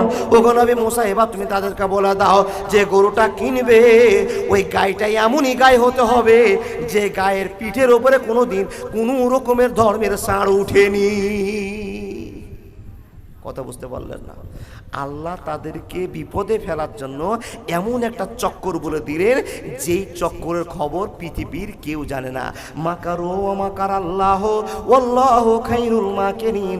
রব্বুল আলামিন বলছেন আমার চক্কর বোঝা তোমাদের জন্য সহজ নয়। হে নবী মুসা এবার তুমি চলে যাও তাদের কাছে আর বলে দাও যে গরুটা তোমরা কিনতে যাবে ওর পিছনে কোনোদিন ষাঁড় চড়েনি। শুধু তাই নয় কোনো মানুষকে পানি ঢোলাই করে খাওয়ায়নি, কোনোদিন জমিতে হাল বাওয়ার কাজে ব্যবহার করেনি। এমন একটা নিখুঁত গরু কিনলে জবাই করলে মানুষটা জিন্দা হবে, আর যদি না খুঁজে পাওয়া যায় তো কোনোদিন মানুষটা জিন্দা হবে না। নবী মুসা আল্লাহর গল্পটা শোনার পরে, এ মা বোন ভালো করে শুনুন, দাদা বন্ধুরা শুনুন, এখানে জ্ঞান আছে। আর আমি আপনাকে হাদিস কোরআন থেকে বলছি, কোরআনের সূরা বাকারার 60 নম্বর আয়াতের তাফসীর শুরু করেছি। নবী মুসা আল্লাহর কাছ থেকে খবর নিয়েছে, জনগণকে বলছেন, ভাই আমি আজ রাতে আল্লাহর কাছে গিয়েছিলাম আর তোমাদের জন্য এই কথাটি বললাম, কি আল্লাহ বলেছে তোমরা শুনতে চাইছো? তখন সব লোকগুলো বললো, হ্যাঁ গো হুজুর, আমরা তো শুনতে চাইছি। নবী মুসা বললেন, শুনে নাও, গরু কিনতে যাও, কিন্তু ওই গরুটা কিনবে যে গরুটার উপরে কোনোদিন ষাঁড় চড়েনি, ওই গরুটা কিনবে যে গরুটা কোনোদিন কারো পানির জমিতে কাজ করেনি, ওই গরুটা কিনবে যে গরুটা কোনোদিন মানুষের হাল বাওয়ার কাজে সাহায্য করেনি, এমন নিখুঁত গরুকে আপনারা কিনে নিয়ে আসতে হবে। হে মুসলমান, মানুষ গরু পুষে গরু লালন পালন করে, কার জমিতে কে হাল বেয়েছে কে না করেছে কে আপনার জানা আছে? হে আল্লাহর বান্দারা, সমস্যায় পড়তে আরম্ভ হলো, এই শিক্ষিত মানুষের অহংকার চালু করলো। হে আল্লাহর বান্দা, এমন তো সময় নবী মুসার যখন কথা বলে শেষ হয়েছে, ভাইরে আমার, এবার আল্লাহর দ্বিতীয় নাম্বার কথা তোমাদেরকে বলে দিলাম, যাও যাও যাও, গরু কিনে নিচে জবাই করো, মানুষটাকে জিন্দা করে দেখে নাও, আল্লাহর কত শক্তি, আল্লাহর কত ক্ষমতা তোমরা একবার দেখতে পাবে, তোমরা যাও। যখন এই কথা বলে নবী মুসা চলে যাচ্ছেন, পিছন থেকে আবার সে লোকগুলো ডাক দিয়ে বলছেন, নবী মুসা, ওগো নবী মুসা, আবার আপনি আমাদের দিকে একটু ঘুরে আসুন, একটা কথা ছুটে গিয়েছে, একটা কথা আপনি বলতে পারেননি। নবী মুসা বলছেন, আবার কি হলো বলো? তো নবী মুসাকে বলছেন, নবী গো, একবার প্রথমবার আপনি শোনালেন একটা গায় কিনতে হবে, দ্বিতীয়বার আল্লাহর কাছে পাঠালাম, তো আল্লাহ আপনাকে বলে দিয়েছে যেটা আপনি বলেছেন, গরুর ওপরে কেউ চড়েনি, কারো হাল কাজ করেনি, কোন সংসারের কাজ মেনটেন করেনি, এমন একটা গরু কিনে নিয়ে আসতে হবে।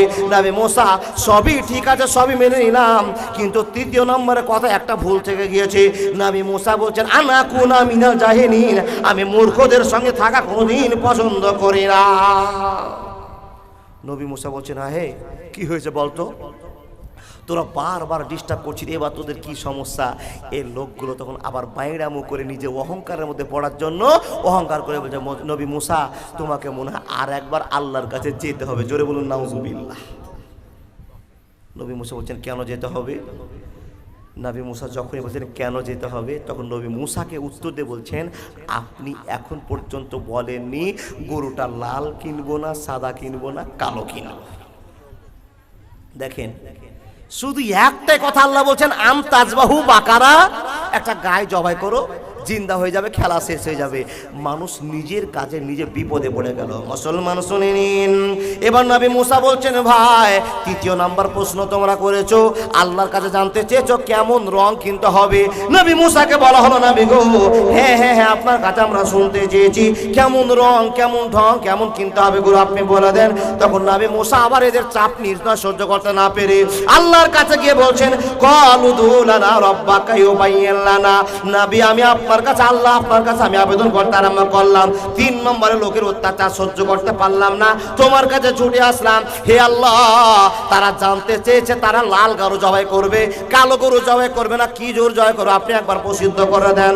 আল্লাহ বলছেন, নবী মুসা, যত তোমার বান্দারা, তোমার উম্মতেরা, তোমার লোকেরা যত প্রশ্ন করবে, তত আমি আল্লাহ তাদেরকে গর্তে ঢুকিয়ে দিব, ওরা নাজাত পাবে না, পাবে না, পাবে না। কবরের আযাব কত কঠিন, সইতে আমি পারিব না, মৃত্যু যন্ত্রণা কত কঠিন, সইতে আমি পারিব না। হে দয়াময়, হে রহিম, চাই যে শুধু তোমার করুণা, মৃত্যু যন্ত্রণা কত কঠিন, সইতে আমি পারিব না। মসজিদের ওই খাটলাখানা আসবে একদিন, তা সবার জানা, বড়ই পাতায় আর গরম পানি, গোসল দিবে কয়জনা, গোসল শেষে সাদা কাফনে নিয়ে যাবে তোমায় 4 জনা। খবরের আযাব কত কঠিন, সইতে আমি পারিব না। হে দয়াময়, হে রহিম, চাই যে শুধু তোমার করুণা, মৃত্যু যন্ত্রণা কত কঠিন, সইতে আমি পারিব না। একবার জোরে বলুন না সুবহানাল্লাহ। ভাই মৃত্যু যন্ত্রণা কত কঠিন, কেউ আমরা সইতে পারবো না, তারপরও আমাদের গুনার প্রগুণা হয়ে চলে যাচ্ছে।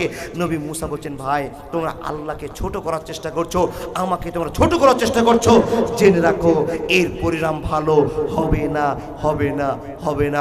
লোকেরা জোরহাত করে বলল, নবীজি আর একবার যান আর বলে আসুন আমাদের কেমন গরু কিনতে হবে, লাল, কালো, হলুদ, কোরআনের প্রমাণ।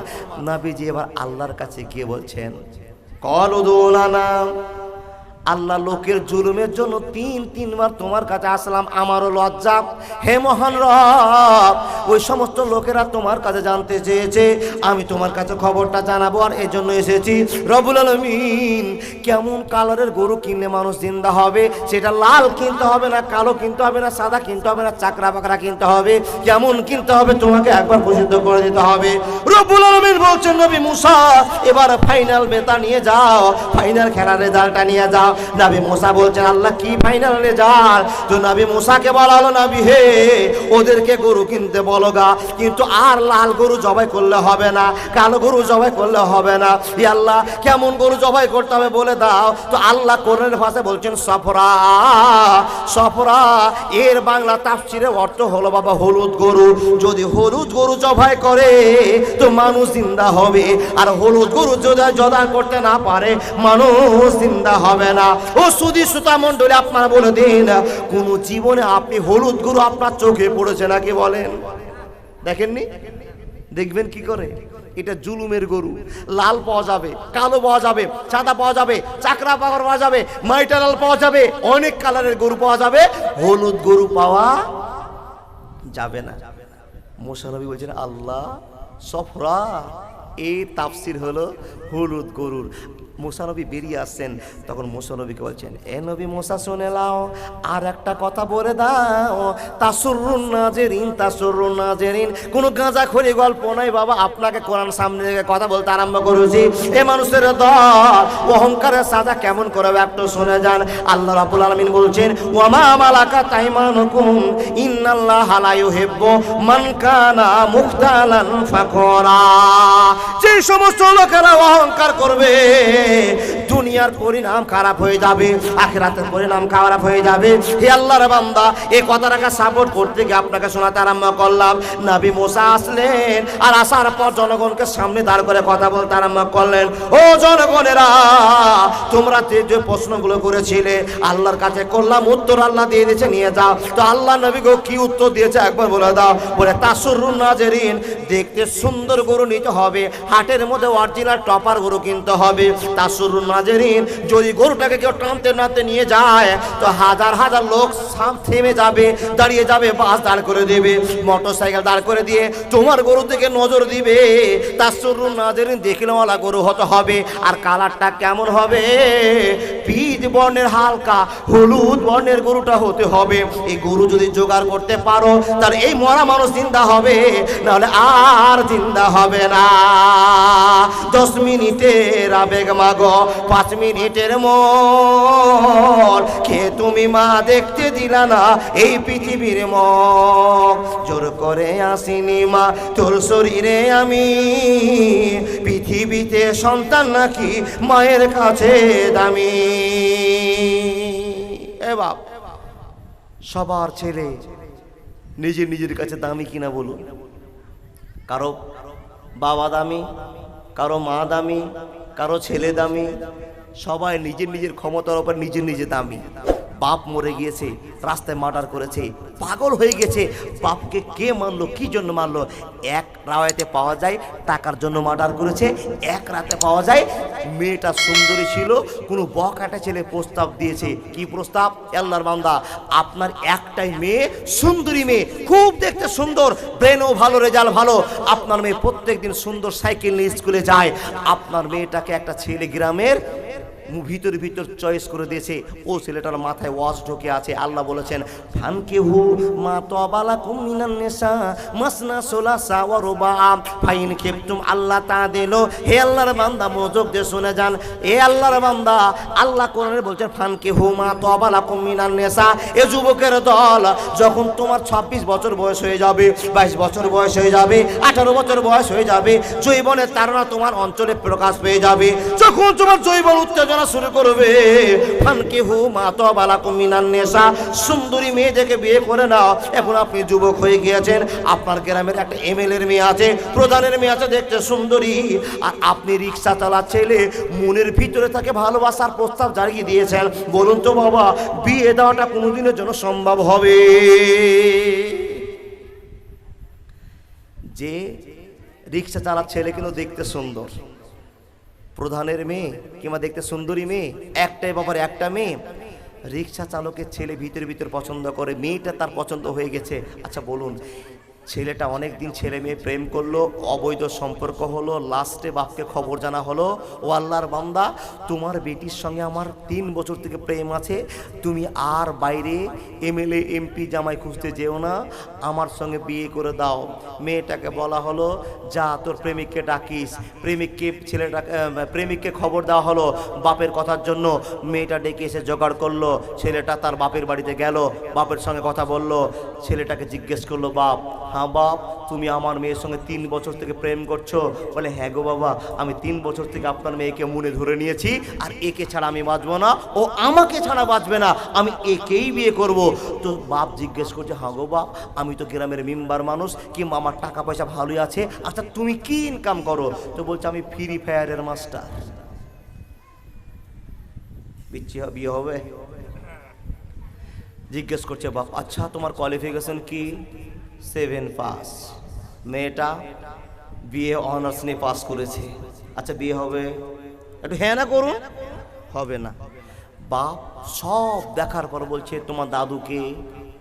অমুক গ্রামের অমুক লোকটা, ও আগের যুগে ন্যাশনাল ফকির ছিল, ওটা তোমার দাদু?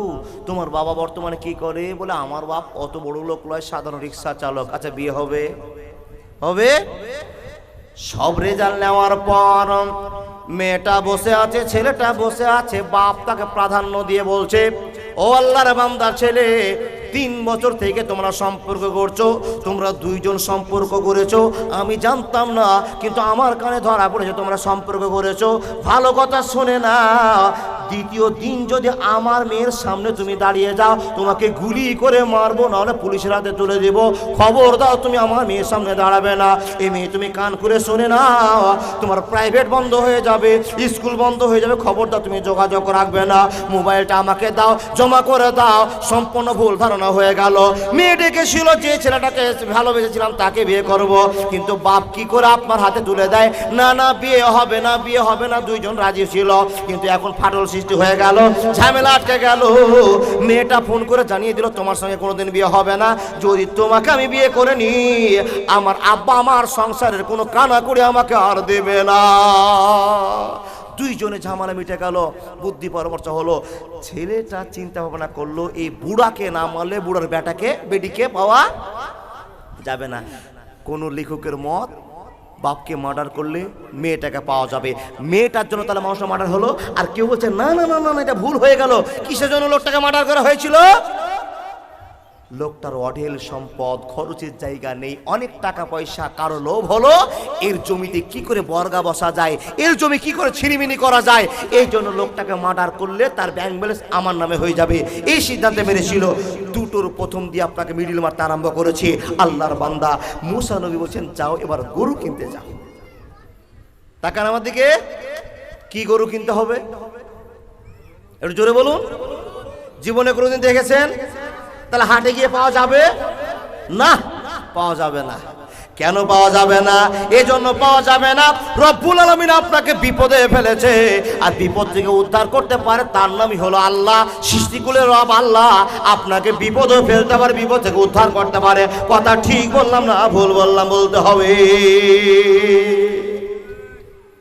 ও আল্লাহর বান্দা, মুসা নবী বলেন, ভাই এবার যাও গরু কিনতে। আপনাদের গরু বিক্রি হয় এমন একটা হাটের নাম বলেন। এখানে ধনকল তো ভালো গরু বিক্রি হয়, জানতে দেখুন তো, খুঁজুন তো গরু আছে নাকি। বন্ধু আমার, চলে গেল শিক্ষিত, চলে গেল টাকাওয়ালা, চলে গেল রূপের অহংকারী লোক আলাপ। হে আল্লাহর বান্দা, যে সমস্ত মানুষের অহংকারের কথা আপনাকে প্রমাণ করলাম, এই সমস্ত লোকেরা তন্ন তন্ন করে ধনকল হাট খোঁজ করলো। আচ্ছা বলুন তো, সব গরু পাওয়া যাবে, হলুদ গরু পাওয়া যাবে না? তার কারণটা হলো আল্লাহ নিজে ঘাট মেরে দিয়েছে, এই গরু পাওয়াটা মুশকিল হয়ে যাবে। হাট থেকে ব্যাক এসে বললো, ওগো নবী মুসা, গোটা ধনকল হাতকে তোলপাড় করে ফেললাম, হলুদ গরু পাওয়া গেল না। নবী মুসা বলছেন, ঠিকই আছে, কেমন করে খুঁজে পাবে বলো? আল্লাহর সঙ্গে প্রতারণা করেছো তোমরা, গরু খুঁজে পাবে না। বলে আপনি চিন্তা করিয়েন না, আমরা চললাম ডাল খোলা, এবার ডাল খোলা চলতে আরম্ভ করলে গরু খুঁজতে পাবো বিহারের এলাকায়। বিহার তন্ন তন্ন করে খোঁজা হলো, হলুদ গরু পাওয়া গেল না। চলে গেল আপনার অনেক দূরে দূরে, পৃথিবীর সব হাট শেষ হয়ে গেল বন্ধুরে আমার, গরু খুঁজে পাওয়া গেল না। কারো বুদ্ধি ছিল, ব্রেন ছিল। ওই লোকটা বলছে, আল্লাহর বান্দারা, আমরা যে অন্যায়গুলো করেছি, আমরা নিজে অন্যায় করেছি। কি অন্যায় করেছি ভাই? তোমরা কি কোনোদিন শুনুনি, ওমা মালাকাত আইমানুকুম ইন্নাল্লাহা লা ইউহিব্বু মান কানা মুখতালান ফাখরা। রে আল্লাহর বান্দা, আল্লাহর সঙ্গে বেঈমানি করার কারণে, মুসা নবীর সঙ্গে বেঈমানি করার কারণে আমরা আর গরু কিনতে পারবো না, গরু খুঁজে পাবো না। এখন নিশ্চয় আমাদের ভুলের কারণে মুসা নবীর কাছে ক্ষমা প্রার্থনা করতে হবে, মুসা নবীর আল্লাহর কাছে ক্ষমা প্রার্থনা করতে হবে। এই জন্য আমাদেরকে এখন মুসা নবীর কাছে যেতে হবে। সব লোকটি আসার পর মুসা নবীর কাছে কাঁদাকাটি করতে আরম্ভ করলো। মুসা নবী গো, আমরা অহংকার করেছি, ভুল করেছি, আল্লাহ আমাদেরকে ক্ষমা করতে দিবে কিনা? মুসা নবী বলছেন, ইল্লামান তাবা ওয়া আমানা ওয়া আমিলা আমালান সালিহান ফাউলাইকা ইউবাদদিলুল্লাহু সাইয়্যাতিহিম হাসানাত ওয়া কানাল্লাহু গফুরুর রহিমা। মানুষ যদি কোনো ভুল করে দেয় আর ভুল করার সঙ্গে সঙ্গে আল্লাহর কাছে ক্ষমা প্রার্থনা করে, তো আল্লাহ তাদেরকে মাফ করে দিবে। তোমরা আল্লাহর কাছে ক্ষমা প্রার্থনা করো, নিশ্চয় আল্লাহ তোমাদের ক্ষমা করে দিয়ে হলুদ গরুর ব্যবস্থা করে দিতে হবে। একবার জোরে বলুন না মারহাবা। সব হাট শেষ করার পর মুসা নবীর কাছে স্যালেন্ডার হয়ে, মুসা নবীর আল্লাহর কাছে স্যালেন্ডার হয়ে, আল্লাহ আমরা বড্ড ভুল করেছি, জীবনে কোনোদিন আর অহংকার করব না, জীবনে কোনোদিন আর গুনাহ করব না, জীবনে ভুল করব না। আল্লাহ বলছেন, বান্দা যখন তোমরা স্বীকারোক্তি দিয়েছো গুনাহ করব না, ভুল করব না, এখন আমার দায়িত্বে আছে, আমি তোমাদেরকে হলুদ গরু খুঁজে দিব। আচ্ছা বলুন তো, এখন হলুদ গরু পাওয়া যাবে কিনা? জোরে বলুন। যাবে। হলুদ গরু পাচ্ছে তো আবার একটা ভেজাল লেগে গেল। বাপ, কি ভেজাল লাগছে? 8-10 বছরের বাচ্চা, বাড়িতে কেউ নাই, শুধু মা আর বেটা, মা আর বেটা, গরিব মা, অভাবে দিন চলছে না। বেটাকে বলছে, বেটা অভাবের দিন, সংসার চলে না, একটাই মাত্র বাচ্চি গরু আছে, সুন্দর গরু আছে, ছেলে যাও তো এই গরুটা ধনকল হাটে বিক্রি করতে যাও। এ বাবা, মার কথা শুনে ছোট্ট ছেলেটা বিক্রি করতে যাচ্ছে গরু। কেমন গরু? ওই হলুদ গরু, যেই গরুর সঙ্গে মুসা নবী এসে হুবাহুব মিল দেখিয়ে দিয়েছে, আর সেই গরুটা বিক্রি করতে আসছে একটা 10 বছরের বাচ্চা। মা বলছে, বেটা হাটে যা, তুই তো বড় পাইকার নস, বিক্রি করতে জানিস না, কিন্তু তোর তো বিক্রি করে দেওয়ার মতো কোনো লোক নাই, যা বেটা, যদি কেউ 1000 টাকা দাম বলে তাহলে গরুটা বিক্রি করবি, না হলে করবি না। আল্লাহর বান্দা, মা বলেছে 1000 টাকা বিক্রি করবি যদি হয়। ধনকলে বিক্রি করতে এসেছে গরু, বন্ধু আমার হাতে ধরে নিয়ে আছে। আর যখনই গরুটা ধরে নেওয়া রাখা, এলাকার ভিতরে তোলপাড় হয়ে গেল, ফোনে খবর হয়ে গেল। কি খবর হয়ে গেল? ওগো মন্ডল সর্দার গ্রামের মানুষ, যে গরুটার জন্য আমরা এতদিন হাটে হাটে ঘুরে বেড়ালাম, এত হাট খুঁজে আমরা গরুটা পেলাম না, কিন্তু নবী মুসার সঙ্গে যে কথাগুলো মিল ছিল, সেই গরুটার সঙ্গে মিল গরু পেয়ে গিয়েছি। ওই গরুটা হাতে নেমেছে, তোমরা তাড়াতাড়ি করে আসো। আসার পরে গ্রামের মুখিয়া লোকেরা গরুটার দাম করতে যাচ্ছে। তো ছোট্ট একটা 10 বছরের বাচ্চার কাছে গরুটা আছে বাবা। ছেলেটাকে বলছে, আচ্ছা বাবা বলো তো, তোমার গরুর মালিক কে আছে? তুমি মালিক না, তোমার আরো মালিক কেউ আছে? তখন ছোট ছেলেটা বলছে, আমি মালিক, আমার কোনো আর মালিক না। ও তুমি মালিক, তুমি গরু বিক্রি করবে? বলে, হ্যাঁ আমি মালিক, আমি গরু বিক্রি করব। তো ছেলেটাকে বলছে, বাবু এই গরুটা আমাদেরকে কিনতে হবে, খুব দরকারি জিনিস, দরকারি গরু। আচ্ছা বলো তো তুমি কত দাম নিবে? তো ছোট্ট 10 বছরের বাচ্চা বলছে, আমি দাম চাইবো না, তোমরাই বলো। কেমন ভেজা? আল্লাহ বলছে, বান্দা ক্ষমা করলাম, তোদেরকে আরো সাপ দিয়ে ক্ষমা করব। ছোট্ট বাচ্চা বলছে, তোমরাই বলো। তো এরা বলছে, আমাদের মানুষ চিন্তা করার মতো গরু লাগবে, আর যেমন তেমন গরু তো হলে হবে না, কম দাম বললে হবে না। একবারই বলছে 2000 টাকা দেবো, দিবে? ছেলেটা বলছে গরু বিক্রি হবে না, 2500 দিবি হবে না, 3000 দিবি হবে না, 4000 দিবি হবে না। কিন্তু জানে না ভিতরে ট্যাবলেটটা 1000 টাকা মা ঢুকিয়ে দিয়েছে, গরু আর বিক্রি হবে না। বইয়ের কথাই করো না হয় মাকে অপমান, তোমার দে রক্ত মাংস সবই মায়ের দান। বউ হারালে বউ পাবি রে প্রতি ঘরে ঘরে, মা হারালে মা পাবি না সারা জনম ধরে। তাই বইয়ের কথাই করো না হয় মাকে অপমান, তোমার দে রক্ত মাংস সবই মায়ের দান। বিদেশ থেকে আসলে যখন কয়েক মাস পর বাড়ি, বউ তাকাবে ব্যাগের দিকে আনলে কটা শাড়ি, মা তাকাবে মুখের দিকে, বাবা দেরি করলি কেন, বাবা দেরি করলি কেন। তাই বইয়ের কথাই করো না হয় মাকে অপমান, তোমার দেহে রক্ত মাংস সবই মায়ের দান। একবার জোরে বলুন না সুবহানাল্লাহ। বন্ধুরে কথা বলতে আরম্ভ করলাম, ছোট্ট ছেলেটাকে মা বলছে বেটা 1000 টাকা গরু বিক্রি করতে হবে। কত মার ফার্মা বার্দার ছেলে, কত মাকে সম্মান দেয় ছেলে। এই শুধু সম্মান দেওয়ার কারণে এই ফুটপাতের ছেলেটা, গরিবের ছেলেটা রাজার মাসনাদে পেয়েছে, নায়ক হয়ে গেছে, কোটিপতি হয়ে গেছে। আল্লাহর বান্দা, এখান থেকে আপনাকে জ্ঞান নিতে হবে। মায়ের কথা শুনে চললে গরিব ছেলেটা তাড়াতাড়ি বড় লোক হয়ে যাবে। সব শেষ হয়ে গেল।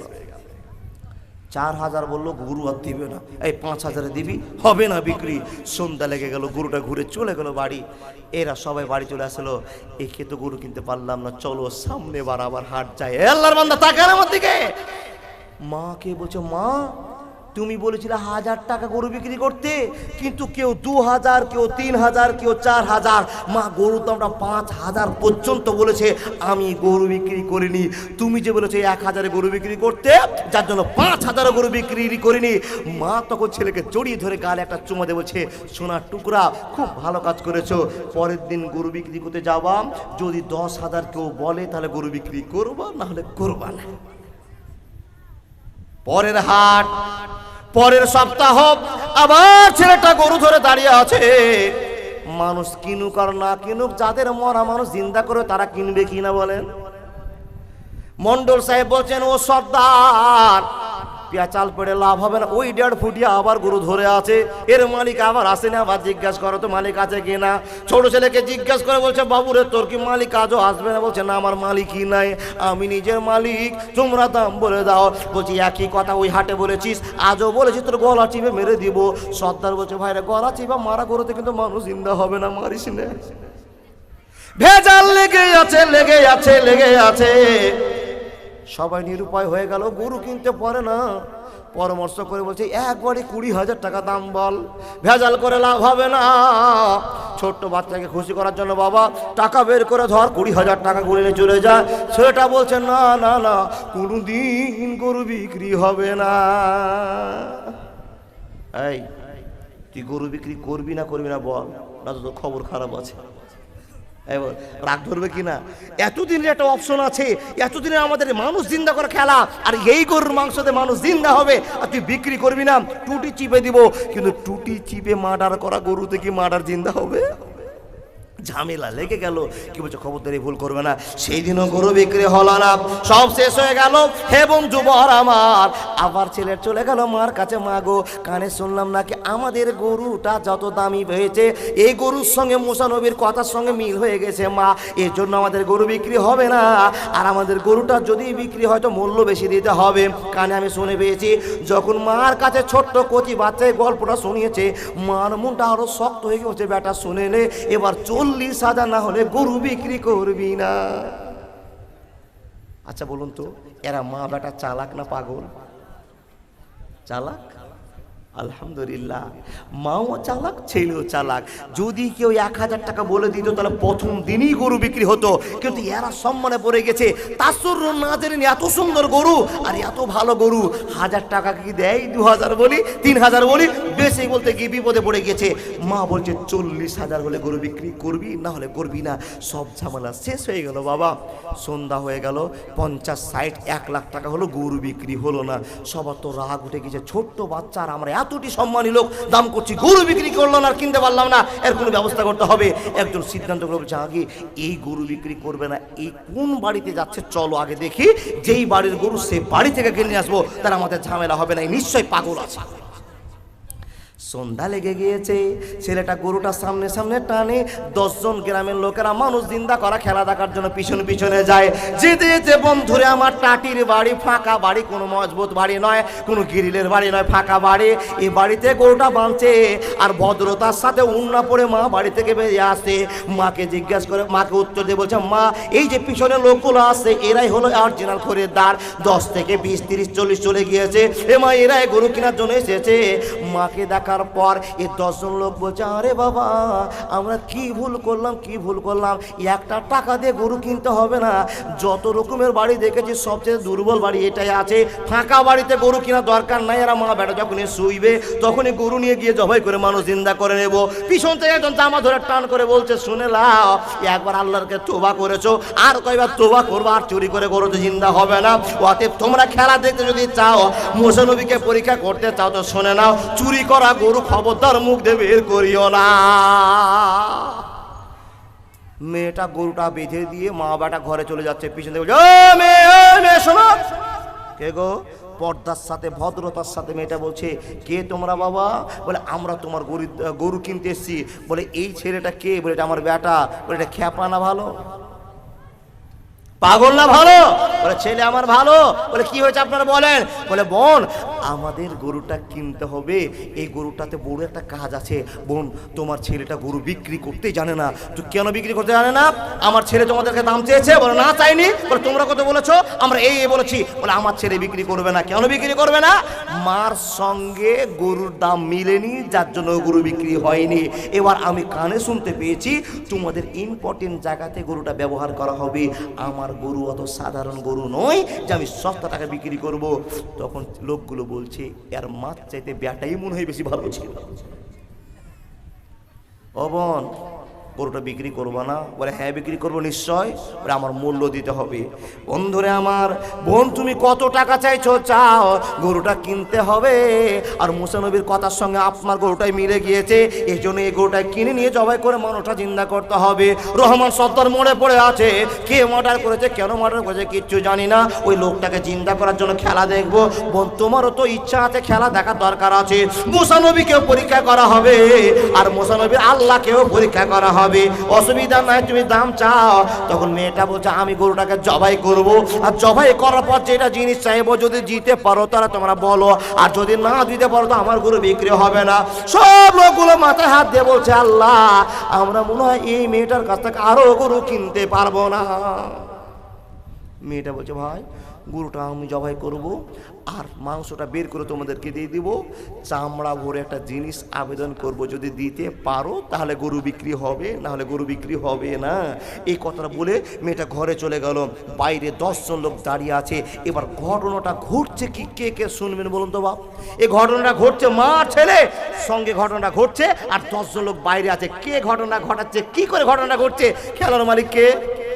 জোরে বলুন, খেলার মালিক আল্লাহ। এই খেলার মালিক আল্লাহর খেলাটা দেখবেন কে কেউ বলুন তো? হাত তুলতে পারলেন? বুঝে গেছে মৌলভী সাহেব, এই হাতটা তোলার মানেই মসজিদকে গরম করতে হবে।